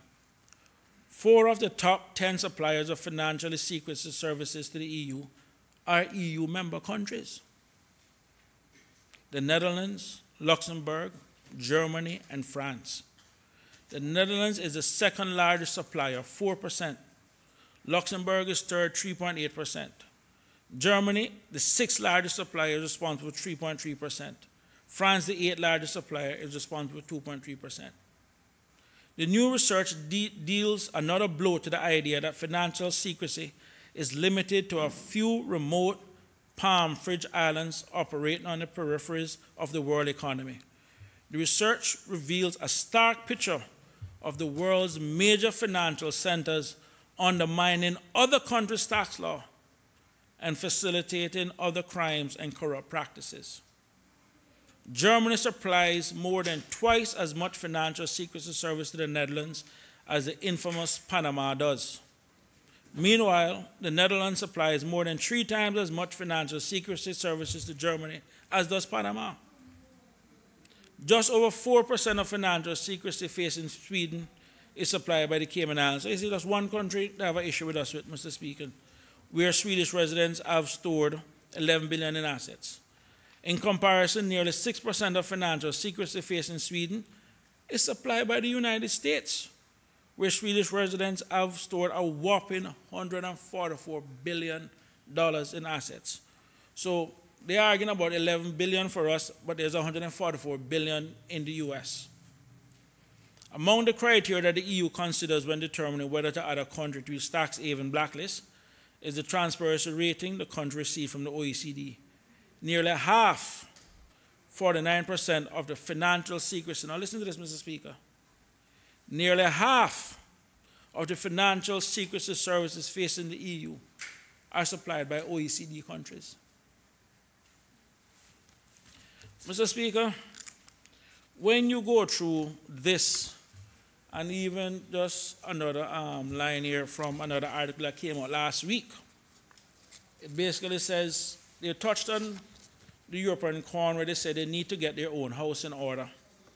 It says, for real impact, and I'll send a copy of this to you, Mr. Speaker. For real impact, the EU must also tackle tax havens within its own territory. Last year, Oxfam revealed that if the EU applied its own criteria for blacklisting to its member states, 4 countries would qualify. the Netherlands, Malta, Ireland, and Luxembourg. Some months later, the European Commission openly criticized 7 EU member states for their aggressive tax practices. But words are not enough. On paper, Europe remains the region with the lowest average corporate tax rate in the world, and harmful tax incentive like patent boxes, which allow companies to avoid tax on intellectual property rights, are widespread. This makes it easy for multinational companies to avoid paying their fair share, leaving governments in both the EU and elsewhere without the resources they urgently need. There are 4 steps the EU should take to help end tax dodging. And the thing about it is, Mr. Speaker, one of the biggest culprits in all of this is the United States. Now, the EU is threatening to blacklist the United States. And I'm going to wonder how that's going to work, seeing how the U.S. operates. That's the best news, yeah? With their banking system. Well, I tell you what, a lot of people in Cayman know criticize Trump, but I got to be honest with you. Since he's been up there, he has taken so much oxygen out of the room, they're so busy with him. That's the best news come out this. That they think that, yeah. Look, make him go at that cheat to go. But, Make him go at him. Mr. Speaker, the point I'm making in all of this is that we have been so compliant. Our legislation is far ahead of many of the countries that keep criticizing us. As you know, Mr. Speaker, we have an extra layer of structure which enables taxes to be paid in the jurisdiction of investment, and it complies with FATCA and CRS, so that taxes are paid on net return to investors. The reason why Cayman has had success in structuring is because our structures involve a little amount of cost. And the one thing I'm worried about in terms of this economic substance is what cost will it put on the businesses operating here? I mean, I know there's one EU country, the Dutch. They have, I think, a compliant a legislation in place that basically requires an entity to set up, I think it's 100,000 euros, just to prove that they basically have a base there. We are a tax-neutral jurisdiction, Mr. Speaker. We are low cost. We provide a competition, we provide a service, and I can understand we have in the backbone of capitalism, Mr. Speaker, is competition. And if we have our house in order, we are financially conservative, we're not going on any crazy spending, but when you look at these countries in Europe, Mr. Speaker, who was not at a balanced budget from the 1970s, have just been running deficit budgets and borrowing even before the Cayman financial industry is even what it is today. They really and truly have sold their people a bag of goods. That they have failed their people. They can't deliver on what they need to provide for their people. And they have just been running debt upon debt upon debt on their people. And the last hope they have is to try and blame the Cayman Islands. Look at what is happening in the United States, Mr. Speaker. There is no way. There's not enough money outside in the offshore financial centers. When you look at the OECD and G20 countries, Mr. Speaker, they are responsible for 86% of the global GDP. Do they really believe that coming the other 14% of GDP that they keep chasing for really and truly will solve their problems?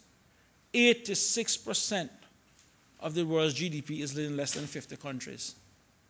And they're still trying to sit down and say the Cayman Islands, Bermuda, and VBI is responsible for all their issues. Mr. Speaker, next week, we celebrate the birth of Jesus Christ.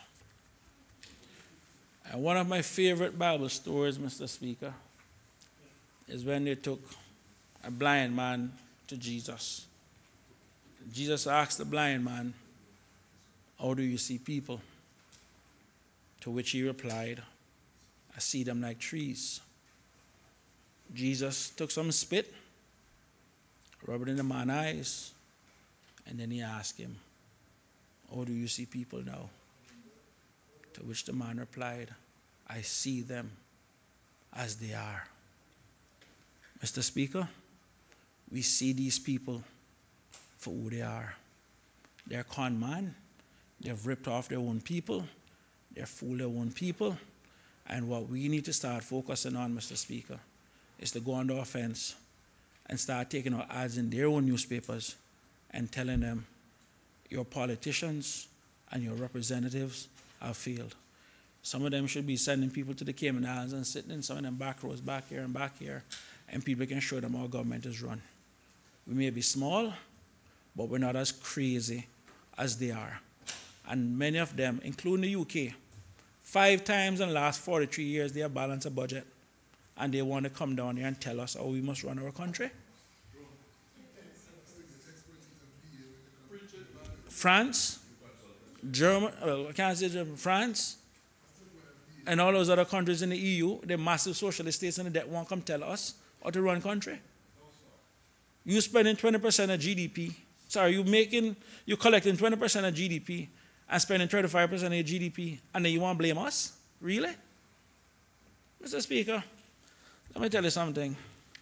I am glad I'm sitting where I'm sitting, because I do not have the level of discipline that the minister would have had to sit aside from those people and say to them, listen, when you reach the end of Town Hall Road, make a left.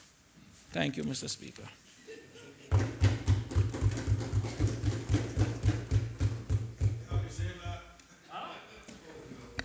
Does any other member wish to speak? Does any other member wish to speak? Does any other member wish to speak? I'm giving the last call, but I'm giving some latitude as I know that this is an important bill. Mr. Speaker, it looks like people are waiting people out. That just doesn't make sense in this parliament. Say what you're going to say. I wasn't waiting people out. I was giving people the privilege to speak. The member from Easton.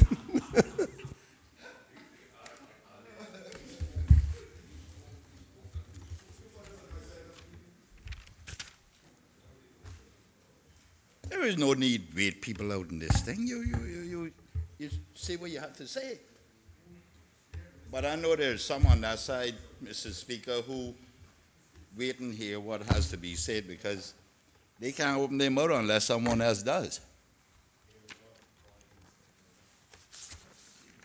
Mr. Speaker,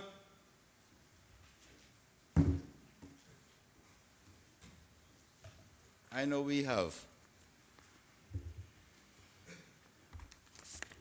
been down this road too many times. They haven't spent just over 18 years here as a legislator.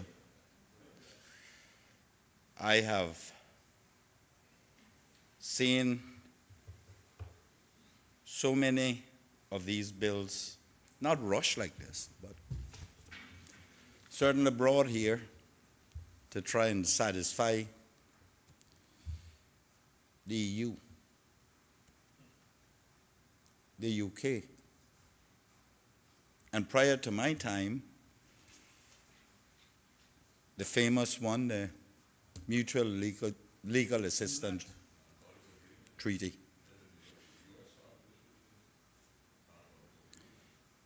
But you know what surprises me, Mr. Speaker? Every time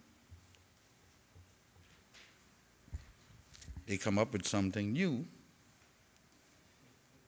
and they shift the goalposts, we shift the markings on the field, and we meet them head on. But it's becoming a little tiresome now. It's becoming a little tiresome. My good colleague from Bardentown West so eloquently laid out who these people really are.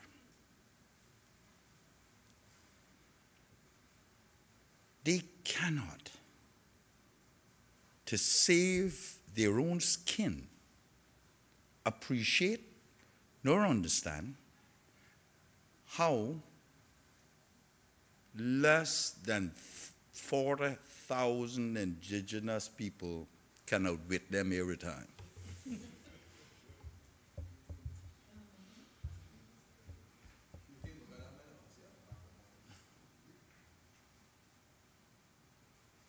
Mr. Speaker, I read somewhere in a journal that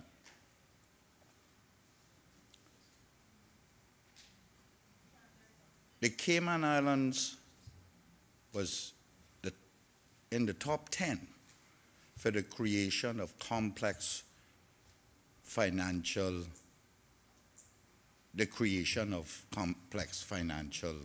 entities. Now, that's not all the indigenous. It is people who have come here, who have integrated here, and the likes. But it just shows how capable we are.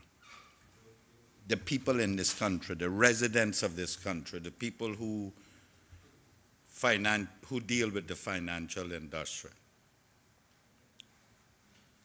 And they can't handle that. They can't handle that. And they decide they're going to use might and their power over us all. Mr. Speaker,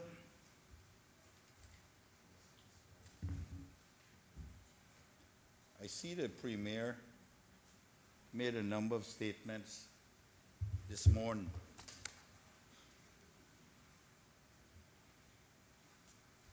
About how the agreements with the UK is going to work.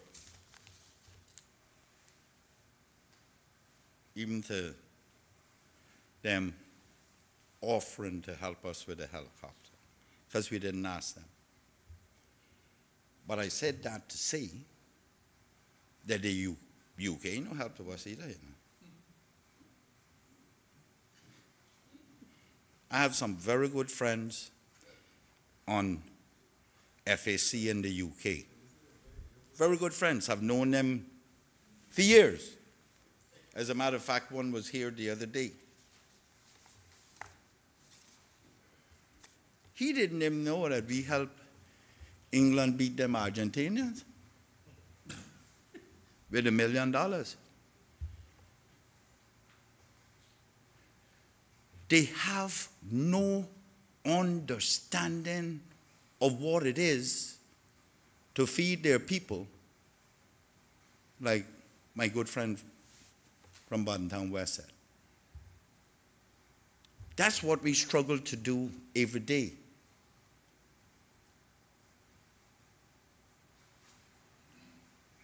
Mr. Speaker, they took over us as a people in the Caribbean. And you notice where they went? They went to the countries with the arable land.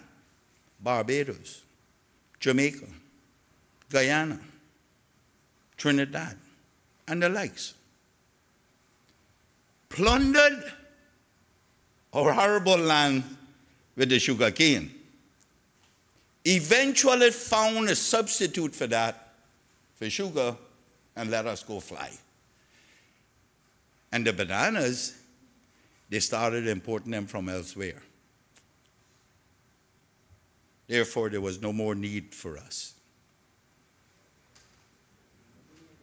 Now,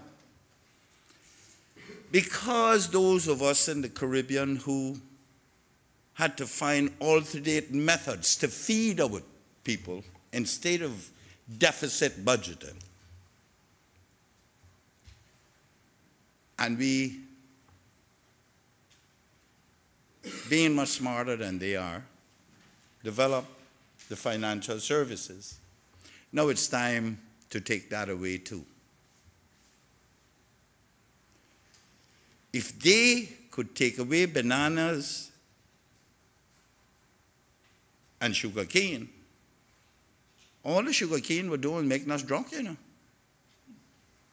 And if they were that jealous of us to do that, they have found a new thing to come at, our financial industry.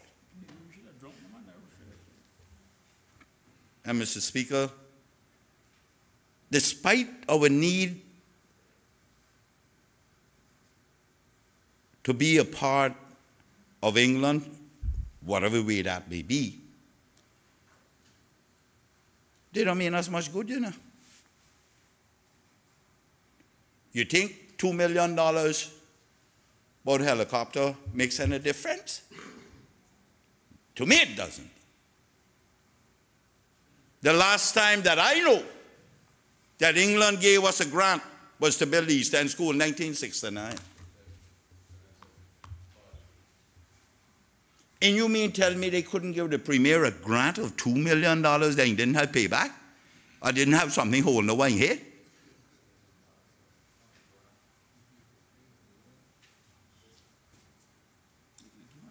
Really, man. Mr. Speaker, I have been here long enough, longer than many, longer than most in here. And I've heard your good self stand on that side of this aisle, of this honorable house, and say that it's your considered position that if they enforce any laws on us, and I'm paraphrasing, that you believe that they have an obligation to give back to this country if there's any monetary loss as a result.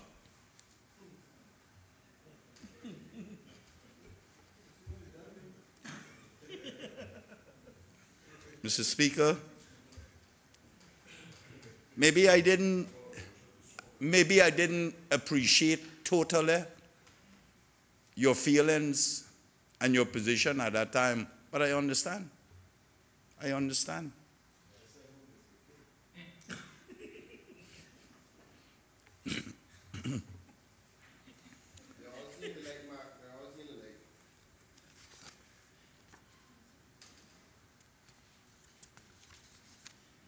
Mr. Speaker, our little friend here from Georgetown said they all see the light.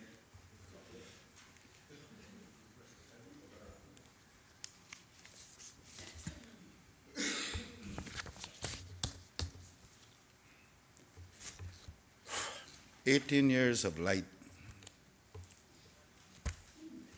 started with darkness, but it didn't last for long. But some of us will have a long trek down that dark road.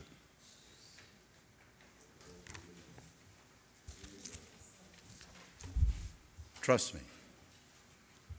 Mr. Speaker,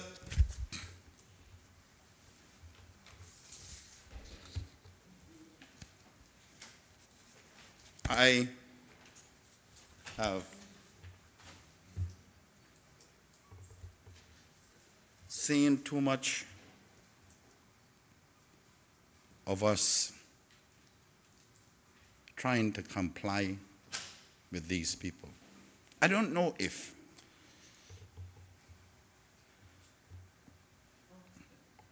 a fight like you had to put up at one time is the answer. But I do know what. Somehow, somewhere,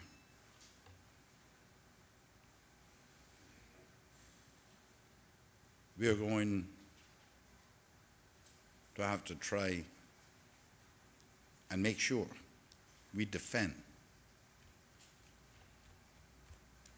our economy. I can't say that the government has not done all they could, but I do know that there is quite a bit of talk that people weren't consulted.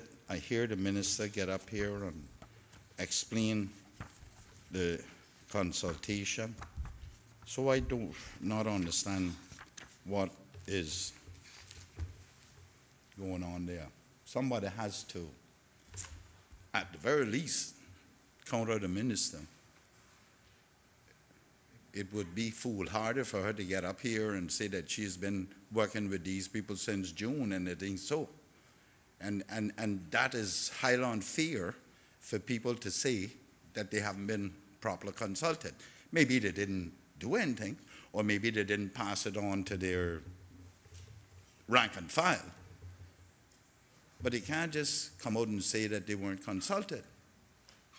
That's not fair. Even the devil at some time during the day, you got to defend. Can't do that. I met with, Mr. Speaker, I met with, what's his name? The doctor, Dr. Basdeo, and the Minister for Finance, and a couple of staff, other staff members from the government. And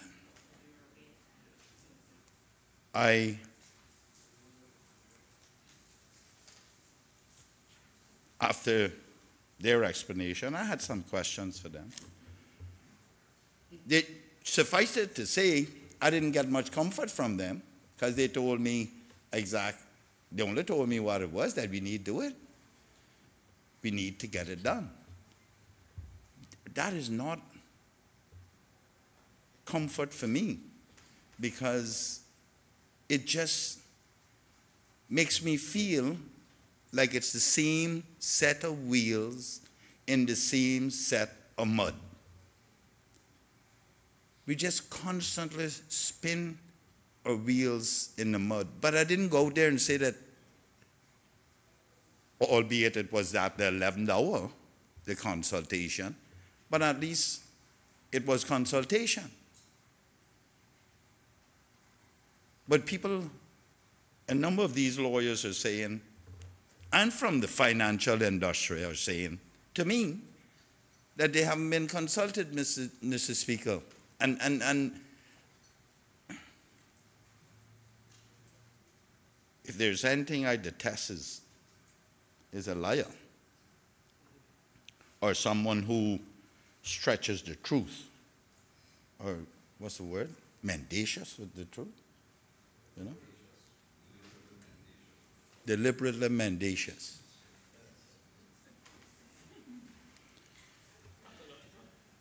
Pathological.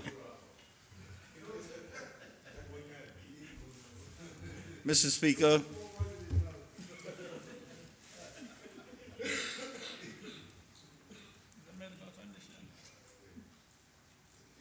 Mr. Speaker, I find it kind of appalling that many of our people do not appreciate nor understand the gravity of what is happening to us. My hope is that we can get through this one, because, and I'll come to that, Mr. Speaker, because in my view, this one has some possible scary problems for us for the future. Mr. Speaker, when I have been saying for a long time, for a very long time, that what this country needs to do, what we need to do as a government is to, when I started talking about this idea, Cayman Finance was not formed. But I wanted us to bring a group of people together, some from government, some from the financial industry, and create a NGO wherein we would government would set up half of the money to run that NGO, and the other half would come from the financial sector. And their job would be to analyze everything that is going on all day and update ministers and premier and the cabinet on a daily basis. But I could see a building where that building, rented or whatever, is specifically for that. The financial industry is our most important industry, by far. Mr. Speaker,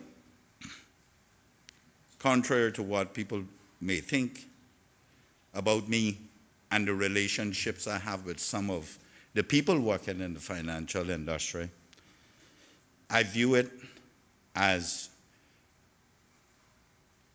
those are evils we have to put up with in this country. And I've said to a number of them, you must be a part of this. You must be a part of it, because if you give me as the government the wrong information out of spite, then it's going to affect you too. So I expect you to give me the best advice available. They are the people who operate these systems. It's been years, those of us who were working in it that now reside in these hallowed halls, since we have worked in it. Mr. Speaker, I've said so to my good friend Dan Scott. I say, I look at advice. If you don't give me, because every time you give me bad advice, it's going to be less money for you to take home. Because I want you to take home more money, because for every dollar you take home, I want you to spend $3 to be able to make it in this community. And I still believe that Cayman Finance should be merged into a joint operation with government, and government pay half of it, and it will take the stress off of the ministers, it will take the stress off the cabinet, because that will be the front line to go to start dealing with these things. Ministers and premiers should only go at the end.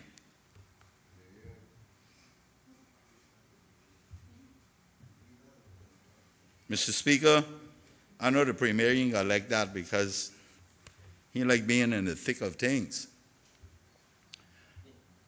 But I believe we need to empower people. What harm could they do to the financial industry? That's my question. They would be a part of it. They're a part of it now. It should not be government alone uphold the financial industry, whilst the government makes plenty of money out of it. 300 million? Whoa. Maybe it would be interesting. Good thing we don't have any income tax here, because we would be surprised to see what those guys make out of it. Don't you think it's time they did some work in it with us to protect it? Of course. Of course. That's my view. And you know, Mr. Speaker, how I am with my opinion. I gotta make it known. That's my position. They're a part of this country. Whether they're on work permit, they got residency, or they get Cayman status eventually. Some of them been here forever. Some of them have moved on from their original companies. They are entities, they are evils that we must put up with. They will be here forever, just like you and I. And if they destroy the country, they might have somewhere to run to. But the planet will got built up here that got destroyed for them too. This is ours. So I say that to the government, but more importantly, to those who are not operating or have good relationship within that industry, that can come out there now and say that they weren't consulted. We all need to do this together. We need to be hand in glove.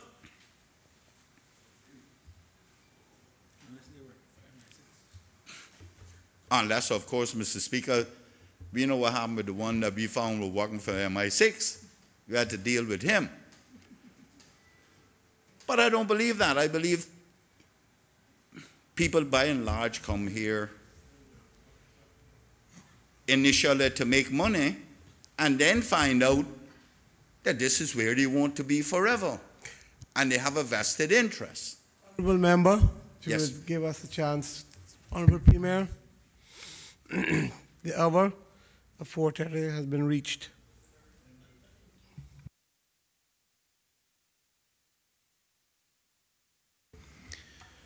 Thank you, Mr. Speaker. Mr. Speaker, I move the suspension of Standing Order 10-2, that the business of the House may continue beyond the hour of interruption until the conclusion of the debate on the three bills on the order paper.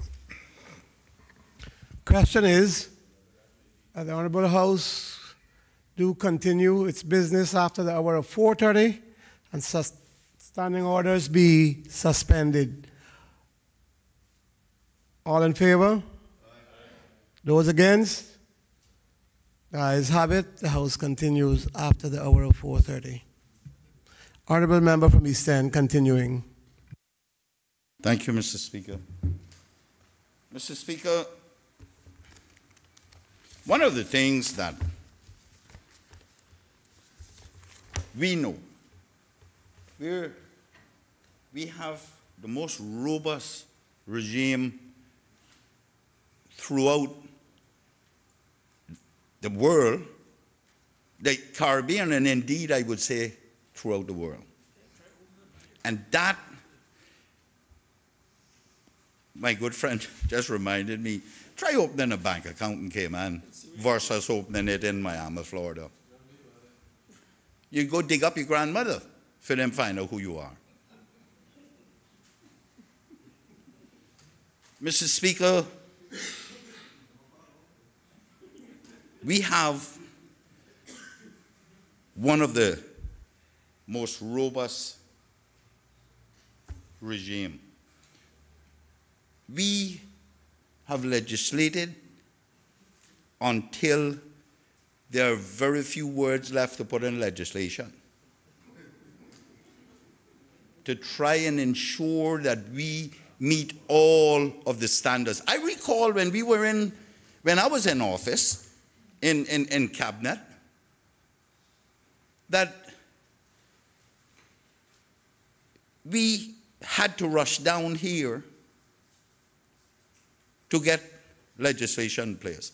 It was no difference when you were there, Mr. Speaker. It was the same thing.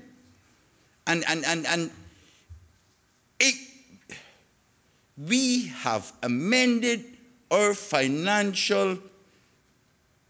the regime of financial laws in this country as much as we have amended the immigration law. Look at them. By the dozens. We got more committees than the Senate in America, trying to help us to make sure we get it right. We have never reneged on doing what we had to do. And in many instances, they ask us to promulgate legislation so others can follow.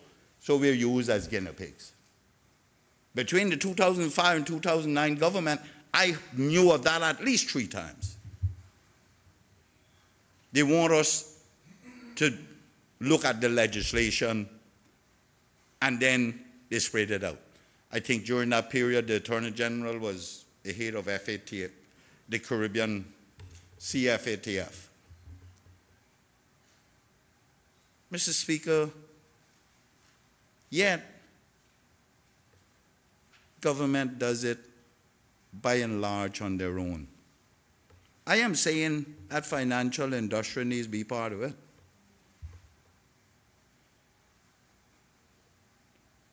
And if they don't want to be part of it, or we're refusing to make them part of it, then what's the use of us being here?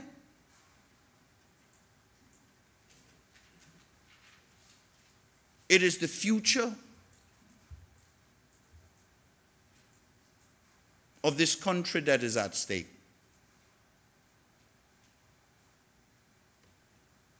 And Mr. Speaker, yeah, to the government, I think at some stage we can be a little, we can show some bravery too and object to some of these things. What do you say? Fortune favors the brave sometimes.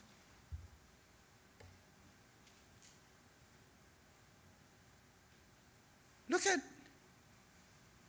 I wonder why they push back the beneficial ownership to 2023 now. You think that just happened so? What do you think caused it? Objection thereto. There are politicians up there too, you know, Mr. Speaker. They're just like us. One of the things I want to see us do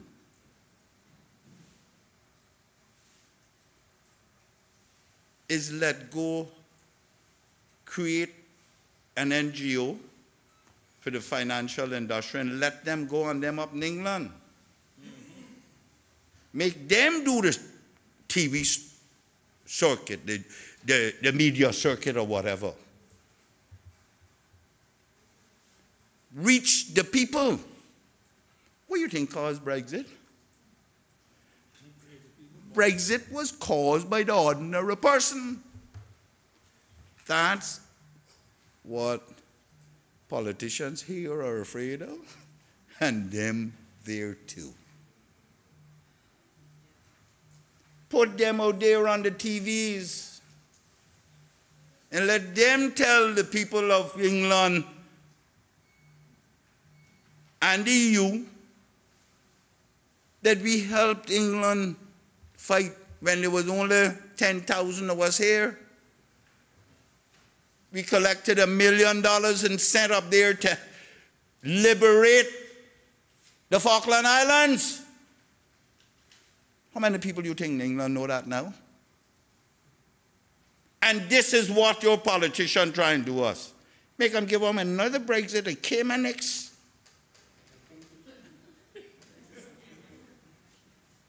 They're fighting us with fire. You think I'll look water out that fire? We need to fight back with fire. Superior fire. The only thing that counters violence is superior violence. Prayer? No, you don't pray during that time. Don't get on your knees there, because somebody got to stop you. Mr. Speaker, I know my good friend, the lady minister there for agriculture, she'll pray. While she praying, I run the header. When she see me, I'll be long gone. Not only that, you'll hear a lot of whining going by your head, I hope.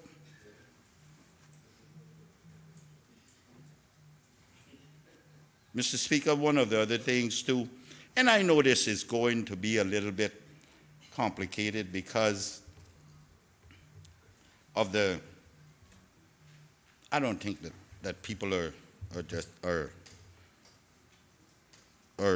stupid in any way, but I've always thought that CARICOM, we should engage the membership of CARICOM, and there's strengthened numbers. But of course, Mr. Speaker, those people don't necessarily been in this as long as we have and as accustomed to it as we are. I understand that. And some of them countries too, you know, Mr. Speaker, I got, as you well know, I got plenty of friends in those countries. But some of them boys are there looking for that little knighthood too, you know, and they're not doing anything too much against England. But if they understand that that's the new future for their country, they will fight for it too. That's the new future. because all the bananas are gone. The only reason they didn't come to Cayman was that they couldn't plant sugarcane on that them Binnacle Cliff. Of course, not many people understand what Binnacle Cliff means, right?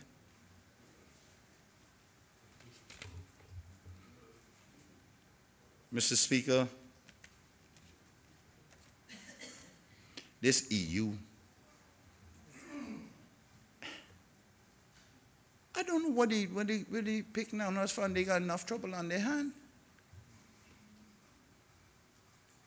England is leaving them the only English-speaking country in the EU, and they want to concentrate on trying to keep them. But I wonder if England, as a result of trying to appease them, is now turning the books on us. No, England see what we're dealing with now too. That's true. They by now, and they're not stupid. Yeah. They should by now, Mr. Speaker, see what we're dealing with the EU, and they should really encourage their people to tell Theresa May to exit before March.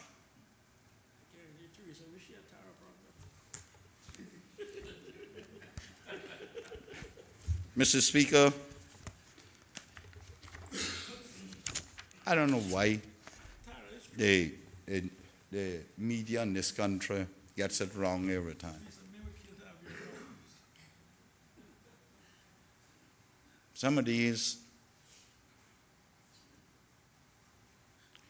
the biggest problem we have in this country with the media, there's no balance in their reporting. They go and find one person, and that's their friend, and that's what they report. They're causing irreparable damage to this industry.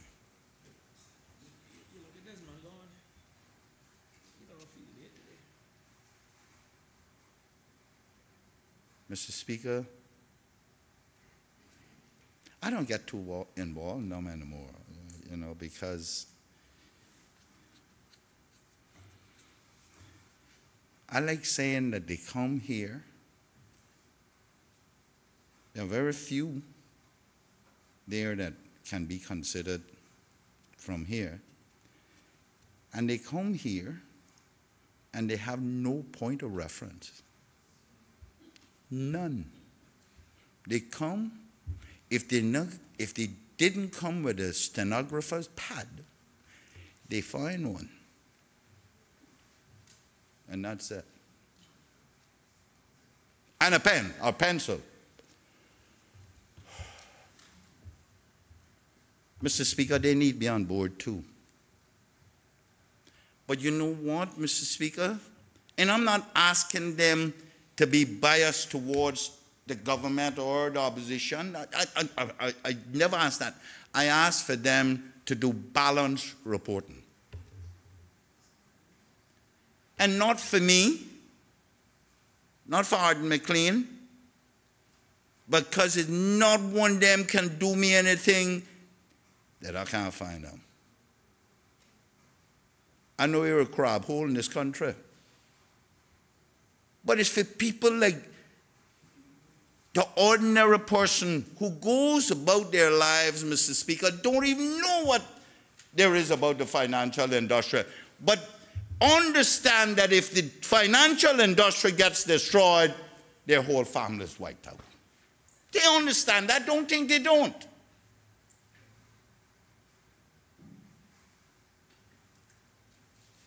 And for the civil servants who work themselves to death and tie light round their head at night and then trying to save this country from the pitfalls, and then these newspapers get up there with all kind of rubbish trying to beat up the government and beat up the opposition. They don't understand the effects of it. Yes, Mr. Speaker, there are many of us who don't understand the complexities of this matter. But we understand what it brings. And those are the ones that is going to suffer most. God forbid. God forbid we have to go back there to those days. Because I know all them people in the press can't make it, yeah. They can't dig, not grass and eat. Cannot dig it. I had to dig it and eat many days. They can't eat raw cassava and sweet potato. They can't find one bulrush to make porridge.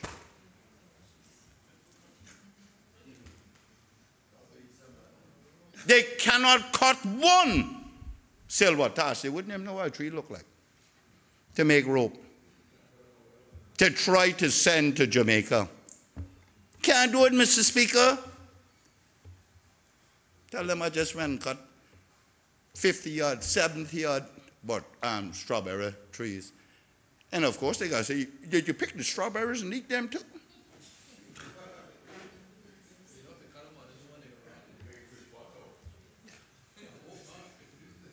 Not one of them can do it. Nevertheless, their actions. Mr. Speaker, every time we write in the papers about some action or inaction of this government or the government, period. I don't even talking about this one here because not them, but the government, the country. It is picked up by someone else. And the very people who pay these people to advertise their product is saying nothing to them. And I must get up here.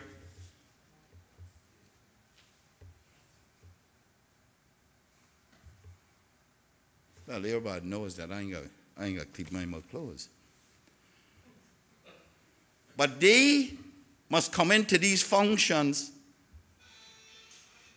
No, man, Alden, you got to do better than that. Where I am invited to and rub against my shoulder and don't open their mouth. Yeah, but I don't mind either. I don't owe them anything. They owe me nothing. And that's fine by me. But when they tread on this country and use the medium they have to talk about this country, which adversely affects this country, I am going to talk about it. That's what they do. Because they don't need us. Understand they don't. They have already made what they had to make. And they can leave anytime they want. You ain't got nowhere to go. Except down west, wherever they should live. Where people come from.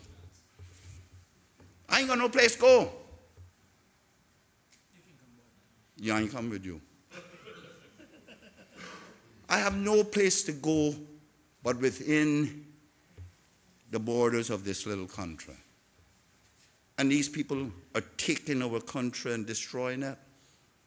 And especially on our financial matters. And yeah, they're going to say, Mr. Speaker, well, we cause it.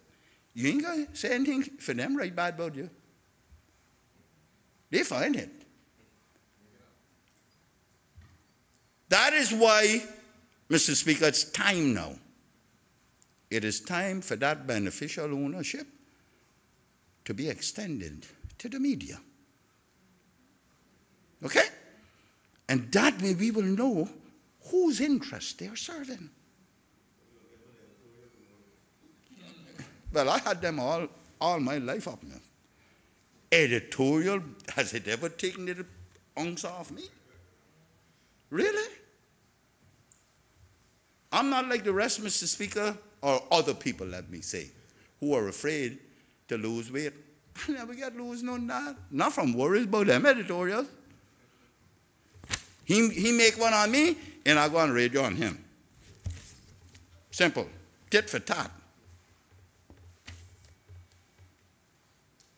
Mr. Speaker, I never see no bad one about Trump. But you don't write about him.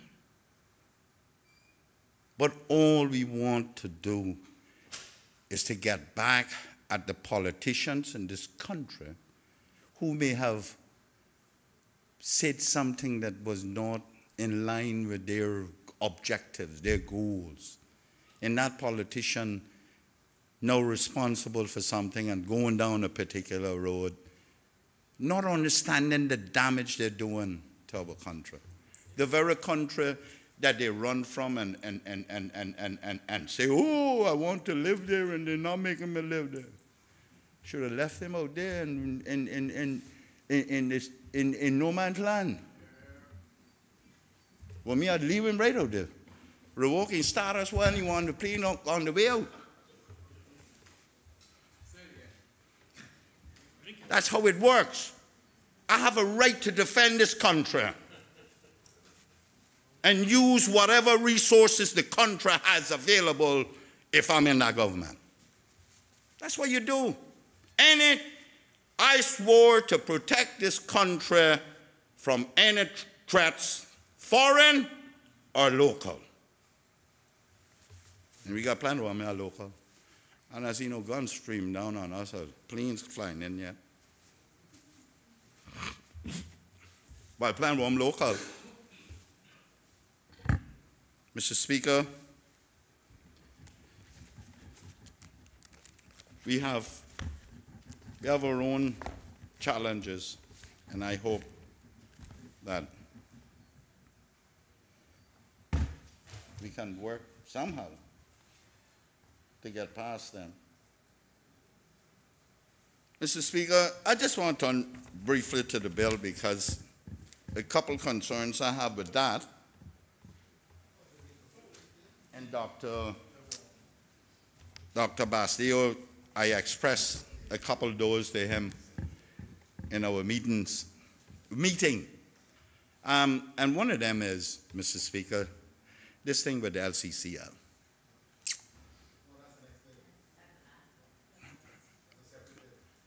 I understand that. But in here, it says that they can create an LCCL too. Well, it is being amended directly to affect this. Yeah, in the company's bill. But, but I know you got to try to call me on relevance. But, Mr. Speaker, it is difficult not to anticipate a bill when it all relates to this one. It all relates to this one. Not this one that I got in my hand, but the one that we're currently debating. It's all relevant. It's all relevant. Mr. Speaker, and I know we can do it at that time, but Mr. Speaker, my concern with that is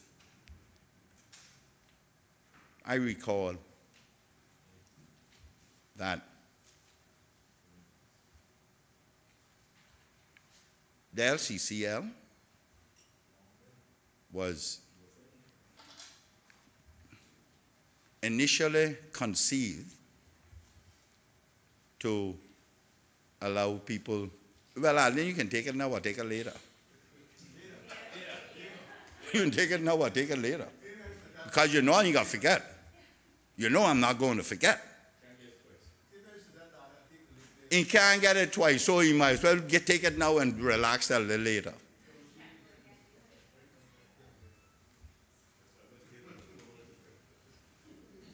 Mr. Speaker,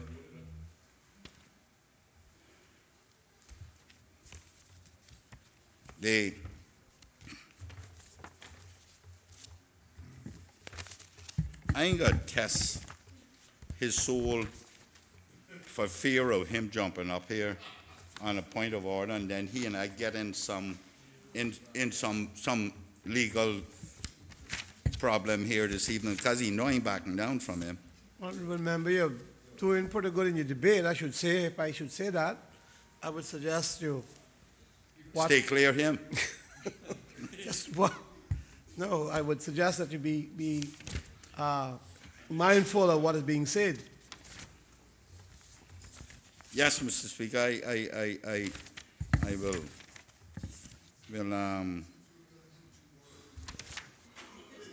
Mr. Speaker,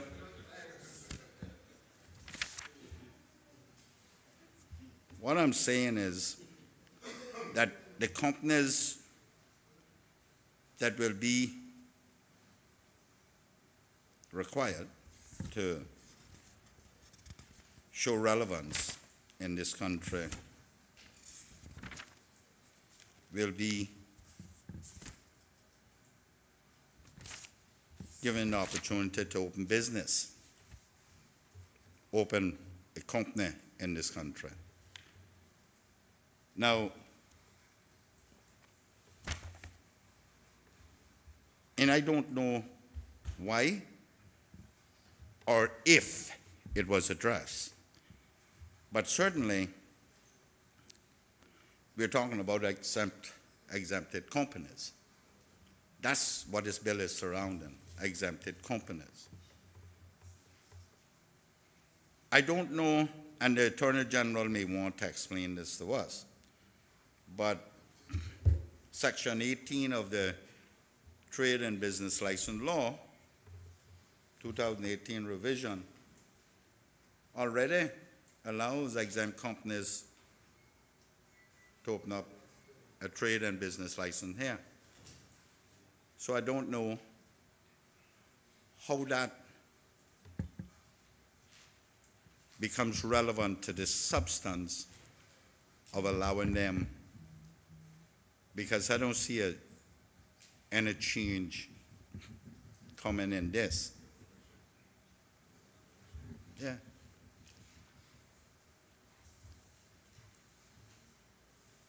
Because a company can apply for the grant or renewal license if it is A is Caymanian known and controlled. Is Caymanian owned and controlled. B, holds or has applied for a license under the Local Companies Control Law, 2015 revision. Or C, is a non-resident company, non-LCCL company, exempted company, or limited liability company.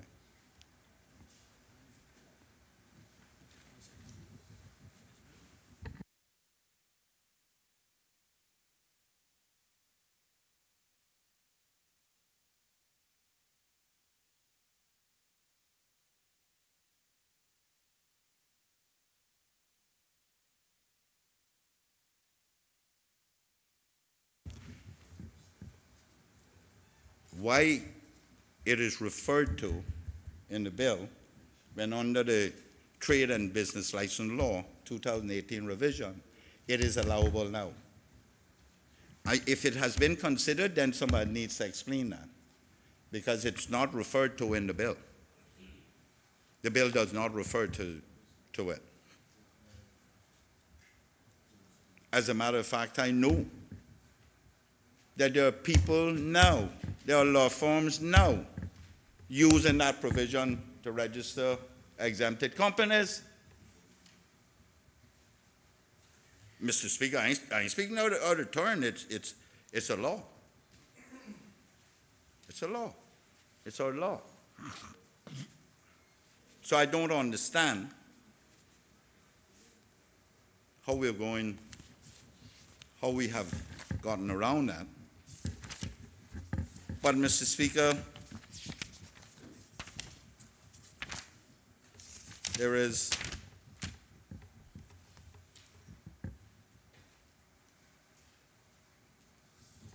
the issue of the registration, allowing exempted companies to be registered in this country. Now, I know we're trying to preserve those that we have. But if we allow them to register as an LCCL, we open up another kind of worms. And we need to find out what damage that is going to have on our local companies, especially the LCCLs. Because, Mr. Speaker, I recall, and I'm sure you will too, remember when there were only 4 LCCLs in this country? They were only issued. That was created in 61 or somewhere in there to allow for companies who were prepared to do people who were prepared to do investment, to give them exemptions, which was, in particular, utilities for the development of this country. The 2 oil companies, CUC and Cable and Wireless, because those are the only people in the 60s, early and mid-60s, that ventured into our country and see all that cocoa plum bush along West Bay Road and took the chance on us. So we created a special little thing for them. Just like, Mr. Speaker, when we created this special thing for, I think it's the hotels law? Hotels aid law, 50% of the duty. All these things, I remember. That doctor didn't know too, they were talking about, you know. Now, it is my understanding that we got north of 250 of them. They're not giving them out for County San Long West Bay Beach, even. But when you have given an LCCL, that entity has become Cayman, that they have total control. In those days, when it was created, they were given for 25 years.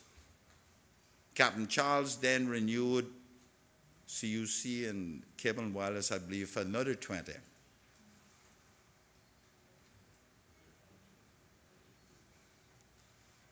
Wasn't it that? Or for another 15. But the first issuance of those LCCL was for 25 years. Nowadays, you can pick them up anywhere on the street. And the concerns I have with that is, in the absence of strict control,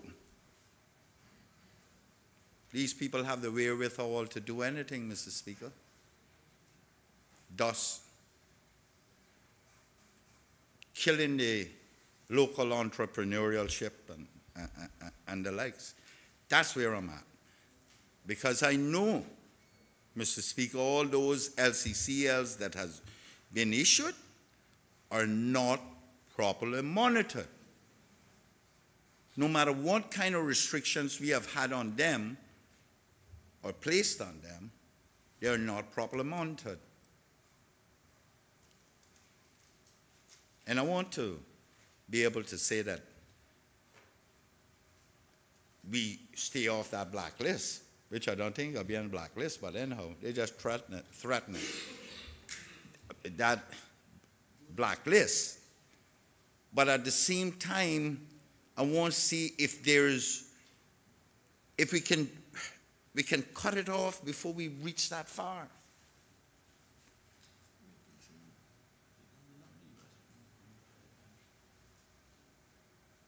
Like I said, I don't believe we're going to be on the blacklist because they say they're going at Trump. Now, that's a good one to go at.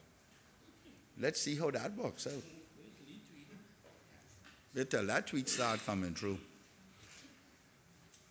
Mr. Speaker, there's where I'm at. You know, if you're going to infiltrate to save those companies, if you're going to infiltrate the local companies, it could spell some concerns for us. And I'm not criticizing there, I'm saying let's see if we can cut it short of that. You know? I mean, you give him trade and business license, and the next thing you know, he gonna do something else. Him or her, whatever, the entity I'm talking about. Because, Mr. Speaker, we are faced with that in the situation where you have a holding company. Why, Mr. Speaker, you're about taking advantage of us, you know? You get holding companies, you get them from holding companies, and then go in to the one thing, trade and business license exempt, which is farming. That's what they're doing. See all these farm places sprouting up here? Because there's an exemption on farming. So they come and do their holding company, buy land, farmland, and then go and farm. You can't do them anything.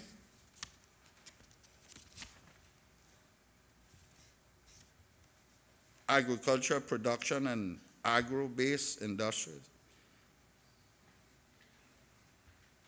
including turtle, poultry, and animal husbandry, hydroponics. And hear what it, and hear how familiar those are? Do they sound familiar? That's what we will get. That's my concern. The little people here who will do that in their backyard. The minister can't be promoting backyard farming like we did before. And we understand the exemption of farming, Mr. Speaker. That's like saying the guys in East End or West Bay who do the little ground, they can't go out and sell, they would have got a business license. That's why it was done that way, just for Caymanians, because that was what we did. And the minister can't be promoting backyard farming, and then people come in here and in one fell swoop wipe them out. That's what I'm concerned about, because they have the wherewithal to do it.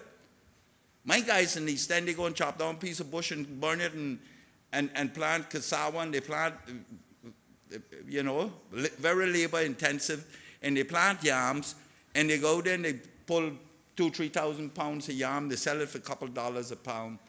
That's serious supplement, eh? That supplements a family for the whole year. But that's a traditional thing. That's what they've always done. Farming includes cows too, you know. Livestock, chicken farms.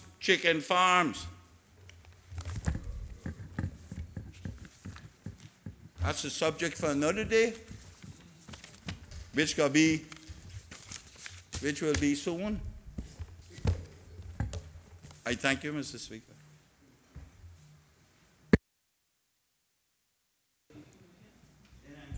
The member from Savannah. Thank you, Mr. Speaker. No, I will be short and brief. My job here is warning. As all of you know, I'm second only to the Honorable Speaker, spending time in this Legislative Assembly, not only as a backbencher, but almost 3 terms in a cabinet, going into my 27th year. I wouldn't get too honkadory, too cuddly with these people across the pond.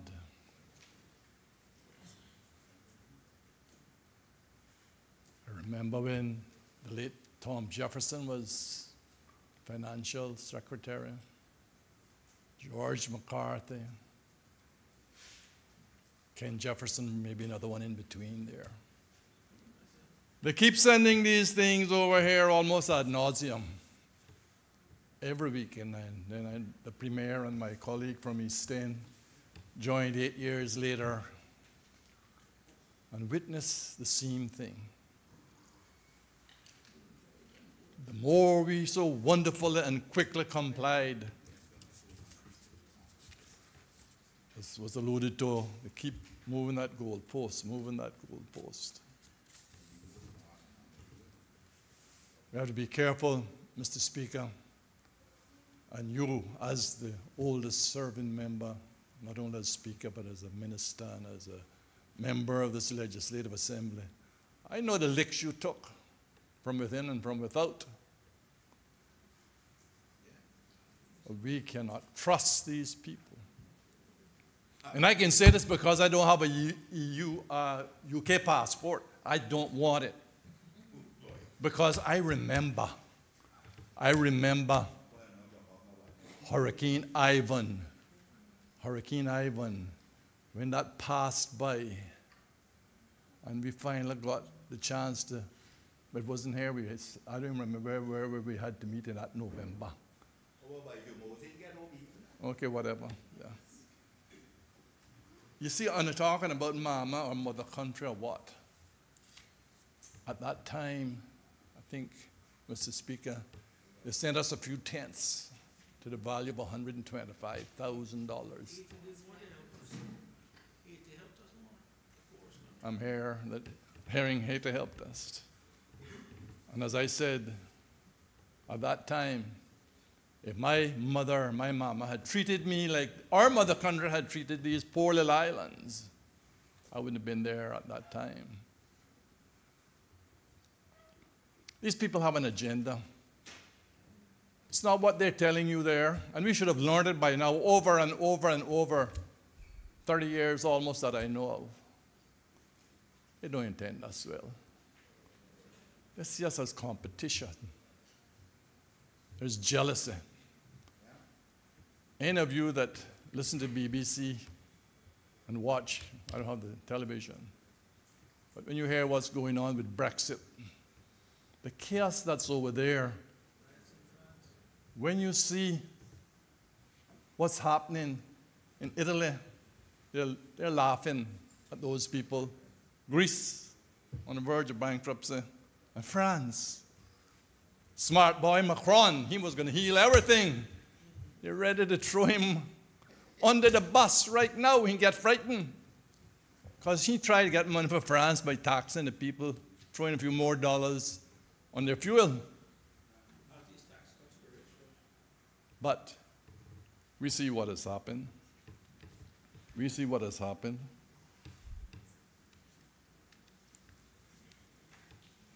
The Honorable Minister indicated that there was lots of consultation going on, but until recently, as my colleague leader reminded me, not once until recently did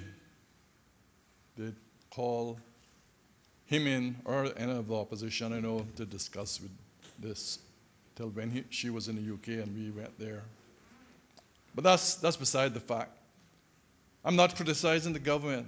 They've stood up, they've fought, we've done everything in God's holy name to try to please these people. But the more we do, the more they put on us. So do not be surprised. Do not trust these people. They will find something else once this is complied with. In some of these areas, as the Honorable Premier told us, that the Crown dependencies are not going to be affected by it.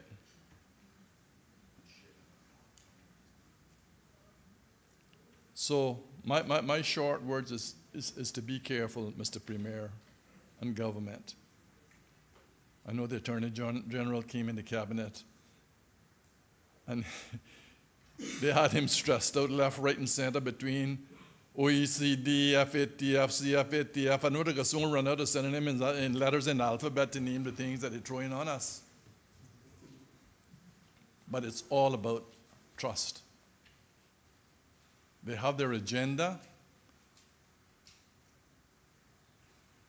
and they are not going to stop till they drive us, our financial section, into the ground. So all I'm saying to you, Mr. Premier, please be careful, watch your step, and don't trust these people. Simple. Thank you. Does any other member wish to speak?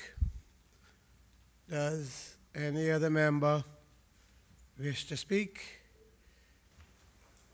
The member from Newlands.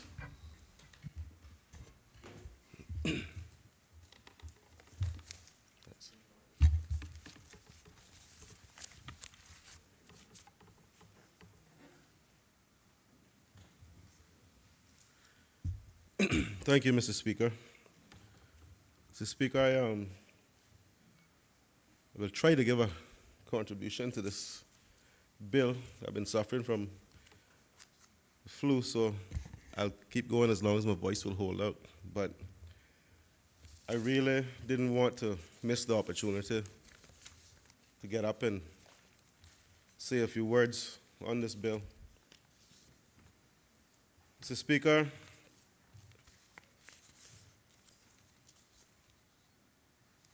I listened closely to my colleagues on this side, and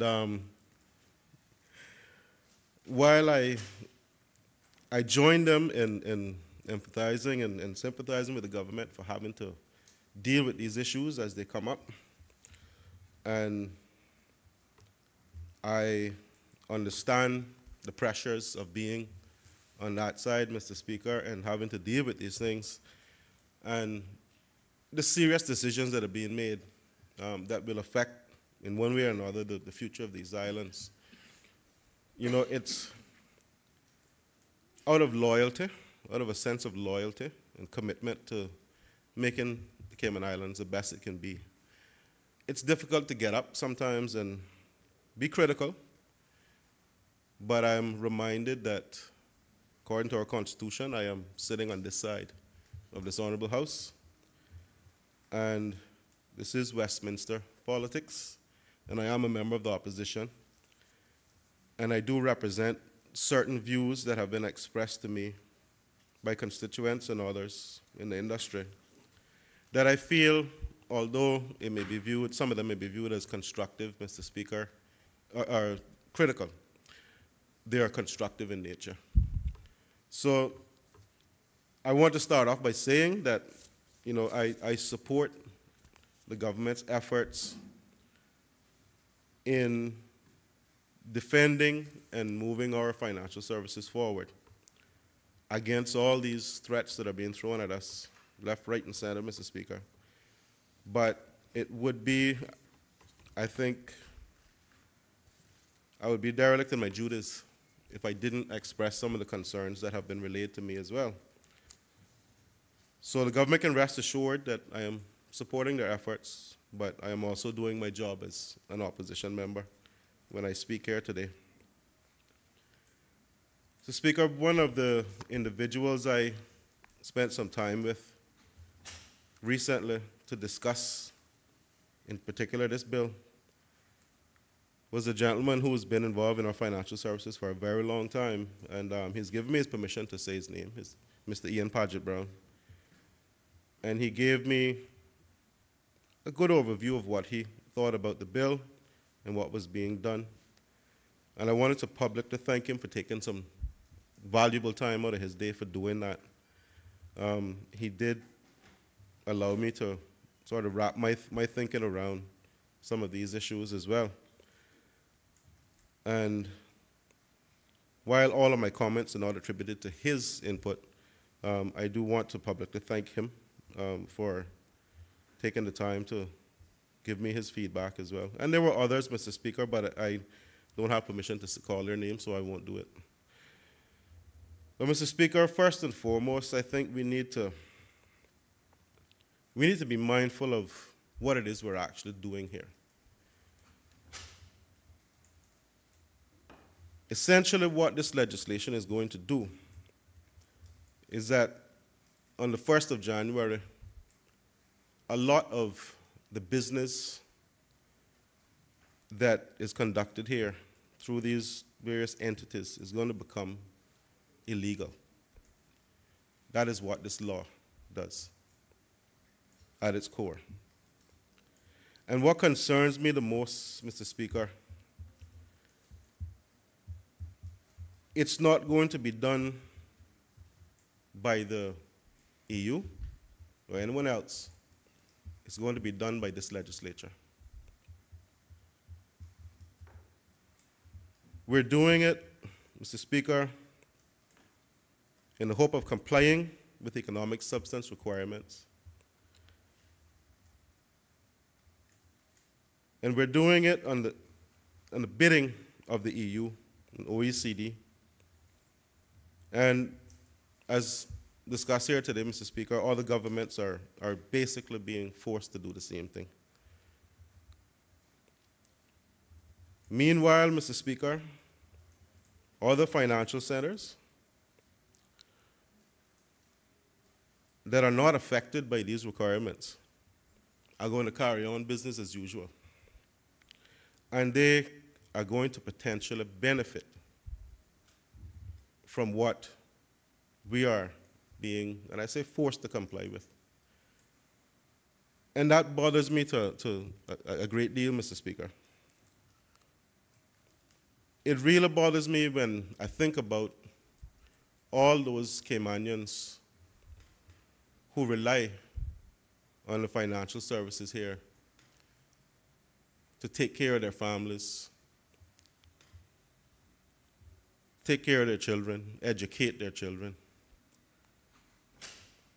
And what I don't want, and I'm glad my colleague from Savannah got up and gave his warning, to be cautious. Because what I don't want, Mr. Speaker, is for any of us in this honorable House to go down in the history books with fingers pointing at us, saying we did it. And so while I understand the back and forth and what is being forced on us, and while we can protest as much as we want, I do understand the seriousness of the situation, and I do understand the situation the government finds itself in. But I also have to issue a word of caution when dealing with this. Mr. Speaker, I don't know if the Premier recalls, but some time ago in this honorable House, when he was, I think, leaving to go to United Kingdom to deal with beneficial ownership, I stood on this honorable floor and I gave him my best wishes and support. And I asked him to ask them when he got there one question: when is enough going to be enough? And I think he said at the time he couldn't answer that. But I think this is the answer. It's never going to be enough. Mr. Speaker, this issue has been hanging around now for some 20 years. In 1998, the OECD published a report, Harmful Tax Competition, an Emerging Global Issue. And in that report, they highlighted this issue from their point of view. Back in October 2010, Mr. Speaker, I believe it was you, as Minister of Finance, commissioned the drafting of a discussion paper in response to these threats.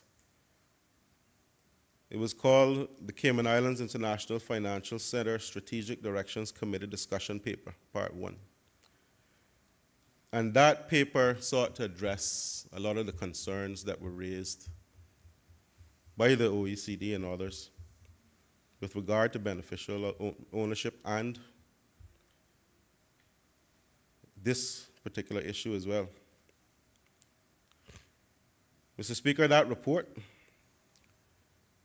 on page 19 and to 22, I think it was, of the strategy report, laid out a letter with a series of commitments contained in that letter from the then Governor, Peter J. Smith. But unfortunately, Mr. Speaker, since that time, some 17 years ago, not a lot has been done to address this issue. Until recently, I think it was November 2017, we then received a letter from the EU, which sort of reignited the whole argument again. And now we find ourselves here today with these bills having been gazetted on December 6th. And Mr. Speaker, while the minister went to great lengths to detail the consultation that has been done, and I'm not blaming the government for this, but circumstances have led us to where we are today. We have had to essentially circumvent democracy in order to satisfy these requirements that are being forced on us. We have had to gazette bills without giving the required notice. And while the consultation process may have gone through the various stages and discussions that the minister outlined, Mr. Speaker, we forgot one very important element of that consultation. And that element, Mr. Speaker, probably represents the key stakeholder in all of this, the people. Mr. Speaker, I don't feel comfortable, although I was party to the decision to be here today, that we have rushed to this point. And unfortunately, none of the consultations up until December 6th, I think it was, involved members of the opposition. And so we found ourselves in a position where we represent constituents. We have to have discussions with individuals who are in the industry. We want to deliberate amongst ourselves, put forward amendments if possible. Let the democratic process play out so that we can together arrive at the best possible outcome on this very serious issue. But because, Mr. Speaker, of the way this has played out, we have done something that, and I know the Premier said it rarely happens, and I'm glad it rarely happens in our democracy, but it's something that I just wanted to note. We have circumvented the democratic process in doing this. And while the OECD, and the EU, and anyone else, Mr. Speaker, may say that it's necessary and it has to be done, it shows me their lack of respect for our democracy and our democratic process. If we are going to be blacklisted, Mr. Speaker, for making things run their usual course, no other reason than that, because eventually we would get the bills here and the government would vote for them. But if we would be blacklisted for simply standing up in the name of democracy and saying, no, wait till we get through the process properly, that tells me a lot about their motives and their regard for us. So, Mr. Speaker, I'm not criticizing the government in any way. As I said, I was part of that conversation when we decided to do this. But I wanted that to be noted. Mr. Speaker, my colleagues have spent quite a bit of time talking about the bill and what it is that we're doing here today. And a lot of them have covered ground that I had intended to cover, which is good because I don't have to speak as much with my sore throat. But there are, in going through my discussions with various people in a very protracted time frame, there are questions that have come up that I think it would be helpful against the backdrop of what I just said, so that the people understand why this is being done, why this is necessary. There are some questions that have come up that I feel when the minister gets up to respond, it would be useful and helpful in hearing answers to those questions, Mr. Speaker. One of the first questions that has been thrown at me by individuals who have discussed this with me is, what exactly is the definition of economic substance? And again, in looking at the bill, the closest I could come to was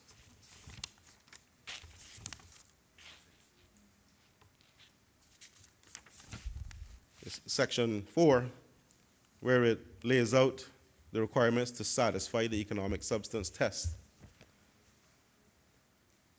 And I think it very clearly says what the requirements are, Mr. Speaker.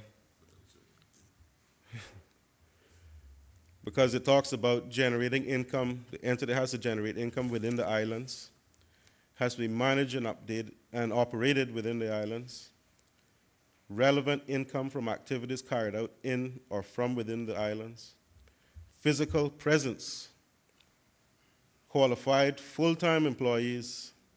Mr. Speaker, that one jumped out at me because qualified full-time employees may be interpreted as no outsourcing, and that leads to something else I'll talk about later on.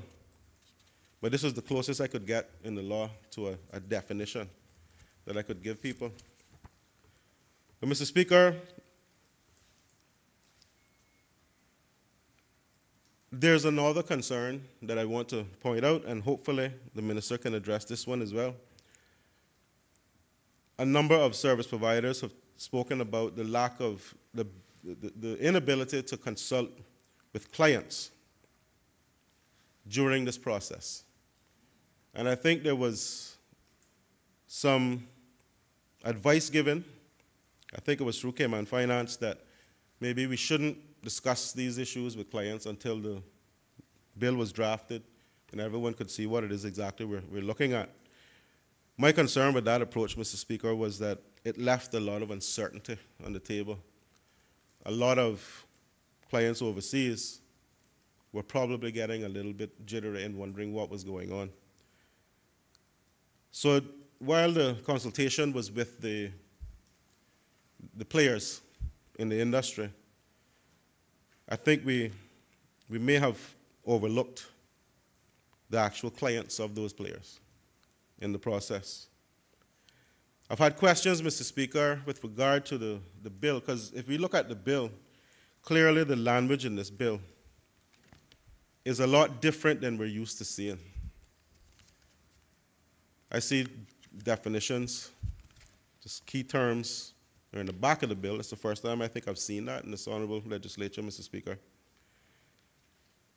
And when you do a comparison across the other jurisdictions, there are glaring similarities in the legislation, which has led a number of individuals to believe that this legislation was sent down here for us to pass with very little input from us. Now again, I am only voicing concerns, Mr. Speaker, that have been brought to me, but I think they deserve an answer given the gravity of what we're doing today. I've had questions, Mr. Speaker, with regard to who reviewed the legislation, when was it received, if it was in fact sent here. And another question that has weighed on my mind significantly, Mr. Speaker, is have we actually done the necessary cost-benefit and an assessment to understand not only, one, what is going to cost to implement this regime, and when I say cost, I mean cost this country, the government. Because based on what I'm seeing in the bill, it is not going to be something that we can simply just pick up on January 1st and start to do. There are going to be significant costs from my point of view, and they're going to be, and I'm just talking about human resources. I'm quite sure they're going to be compliance costs, training costs, software costs, whatever else it is. But do we have an assessment of exactly what that cost will be? More importantly, do we know with any certainty what the cost is going to be to these entities to comply with the requirements of this bill? And have we done the comparison, Mr. Speaker, between that cost and the cost to re-domicile, move your business elsewhere, so that we can have some assurance, especially on this side of the House, that we're not going to see a mass exodus of business? Mr. Speaker, this feels a lot like a situation where we have been given a gun and a bullet and told to put it to our head.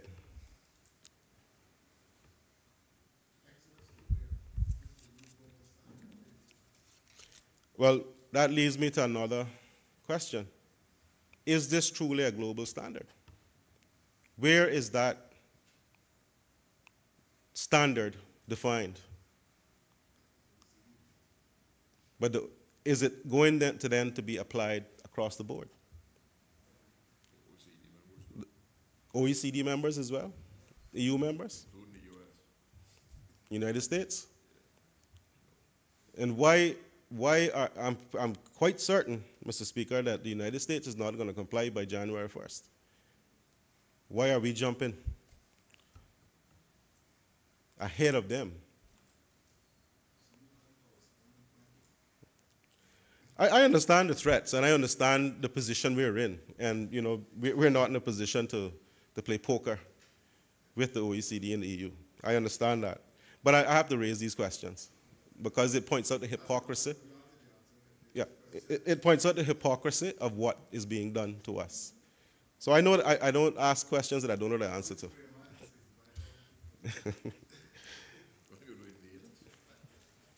But, Mr. Speaker,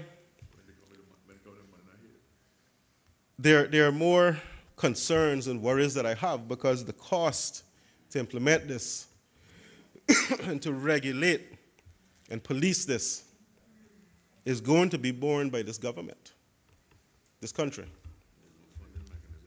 And I don't see very much, as the Leader of the Opposition has said, in this bill that looks to ease that financial burden on the government. And it's going to be tremendous. Mr. Speaker,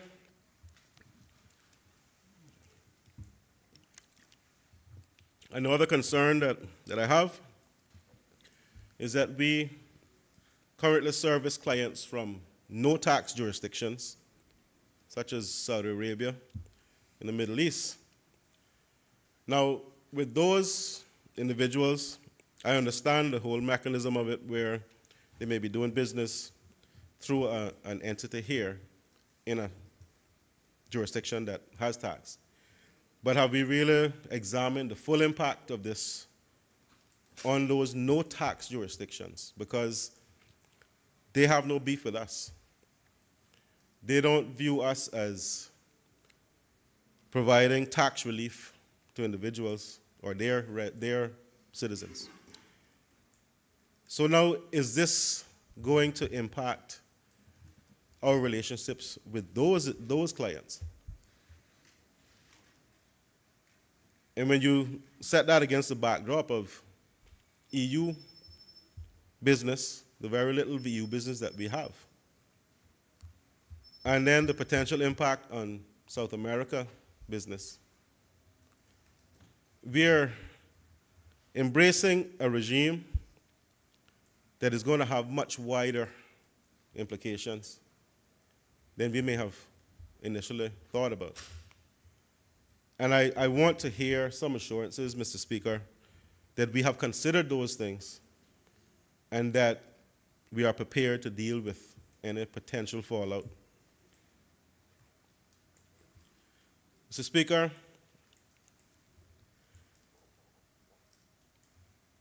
not to belabor the point, but the opposition was first made aware of these bills when they were gazetted. That's the day we got copies.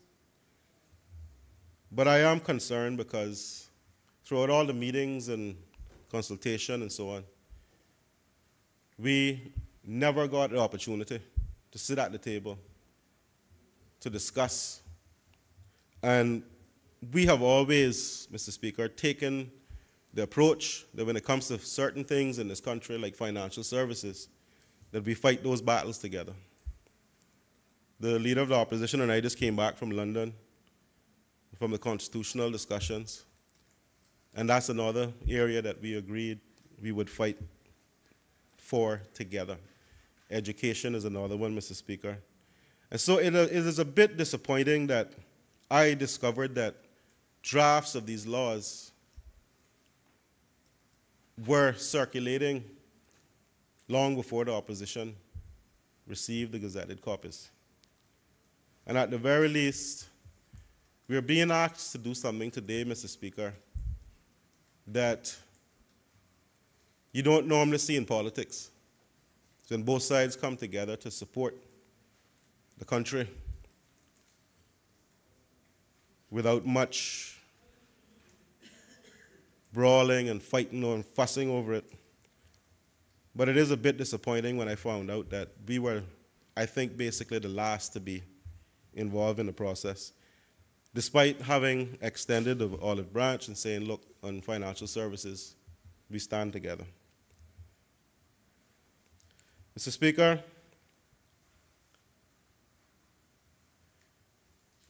there have been complaints made to me about a sort of a disjointed effort. Again, the minister gave a very thorough overview, so I can't argue with her. I wasn't involved. But there were concerns about lack of consultation and so on, and some people being concerned that that would lead to a situation where the outside world would get the perception that we didn't quite have a handle on it. I'm glad the minister said what she said, and maybe she needs to drive that point home. What I would like her to do is to name everybody. And I think she's done mostly that. But don't be afraid to stand up here and say, so-and-so was consulted, so-and-so said this, because this issue is too, if you got to read the 100 names, read them, because this issue is too important. Mr. Speaker,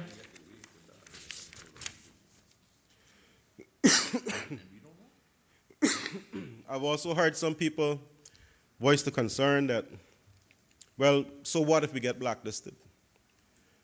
Because they have been convinced, on the other hand, that what we're doing is going to be much more detrimental. That point, I think, again, needs to be addressed. Because we have seen examples where countries have been blacklisted while we were gray-listed, and they fared a lot better than we did. So there are those arguments out there. And again, Mr. Speaker, I am representing things that have been passed to me as a representative, and it's my duty to bring them up so that we can trash them out here and get definitive answers.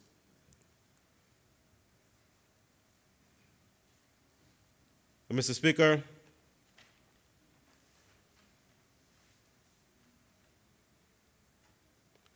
another area that the law speaks to is the actual regulations. And I don't know if regulations have been drafted or in a form that could be shared. But this isn't, I noticed that the clause there was not your standard clause that I'm used to seeing, and it went much deeper into exactly what Cabinet could do with the regulations, and I'll touch on that a little bit later on.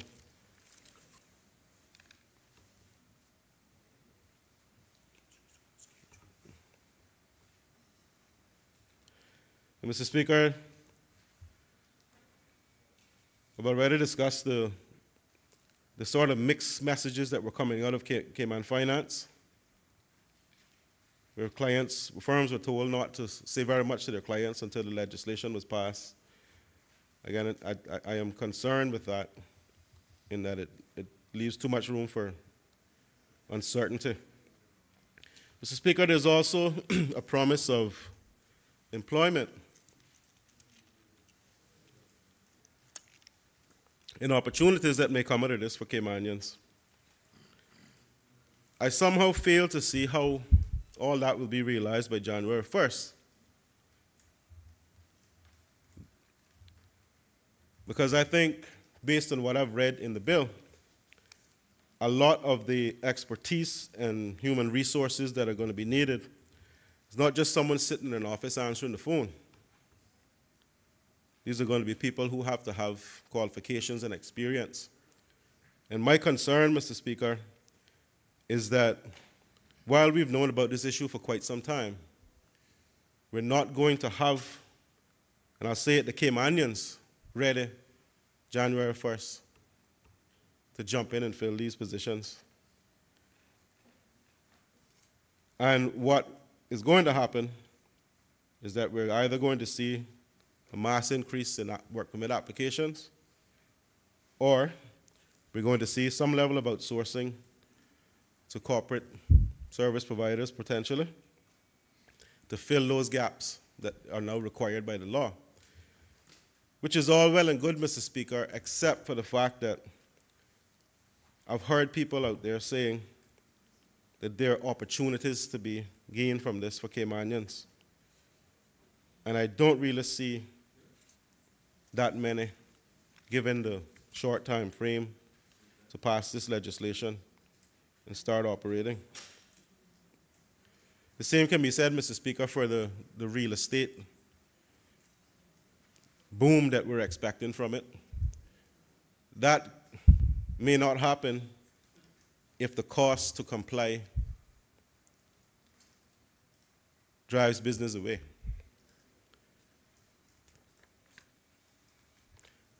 And for those small Caymanian firms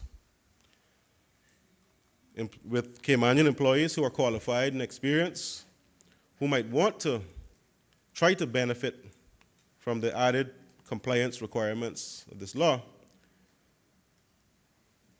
what is the process for them to be recognized and qualified in the eyes of the legislation to provide those services? The same way we do with directorships and so forth, what is the regime that's going to be put in place to make sure that those Caymanian providers, those Caymanian lawyers, the one-man shops and so forth, for them to benefit? Because what I would hate to see, Mr. Speaker, is that all this is done essentially overnight, and those same individuals who are out there struggling now will struggle even more, because I can guarantee you the first to lose business would be those small operators.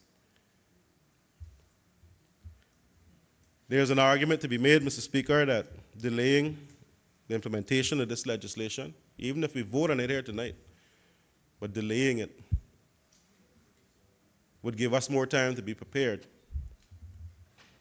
I understand that not all jurisdictions are going into effect immediately with their legislation. But we do have the concern, Mr. Speaker, that large number of our people, our Caymanians, who are supposed to benefit from any potential benefits that can be gained, may not benefit. Mr. Speaker, another concern I have, and the minister did spell this out to us when we met with her in London, the OECD requirements are not as onerous as the EU requirements, but the EU is prepared to recognize our compliance with the OECD standard. Do we have that commitment in writing? Because I would hate to think that we go down the road of what we read in the news this morning, that we pass this legislation and then there's a declaration that, oh no, you don't quite meet the standard, we're not accepting it.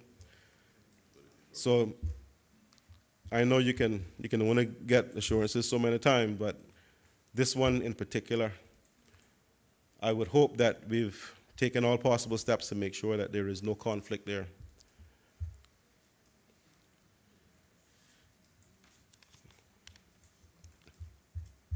Mr. Speaker, there's also an area that hasn't been discussed, and perhaps the government hasn't considered it, but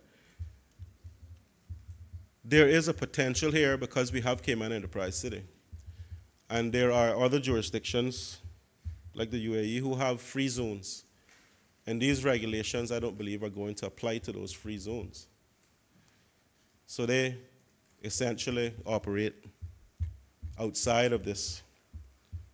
And there may be potential here for us to look at Cayman Enterprise City to do something similar and somehow circumvent all of these requirements. It's something, I don't think that I'm giving away any state secrets, Mr. Speaker, by suggesting that, because I'm sure some brilliant lawyers already thought of it. But it was something that has come up in my research that I thought it might be worthwhile looking into. Honorable member, I don't know how much longer you have. Are you going to speak? If you're not cutting off in the next few minutes, I would suspend for the evening break.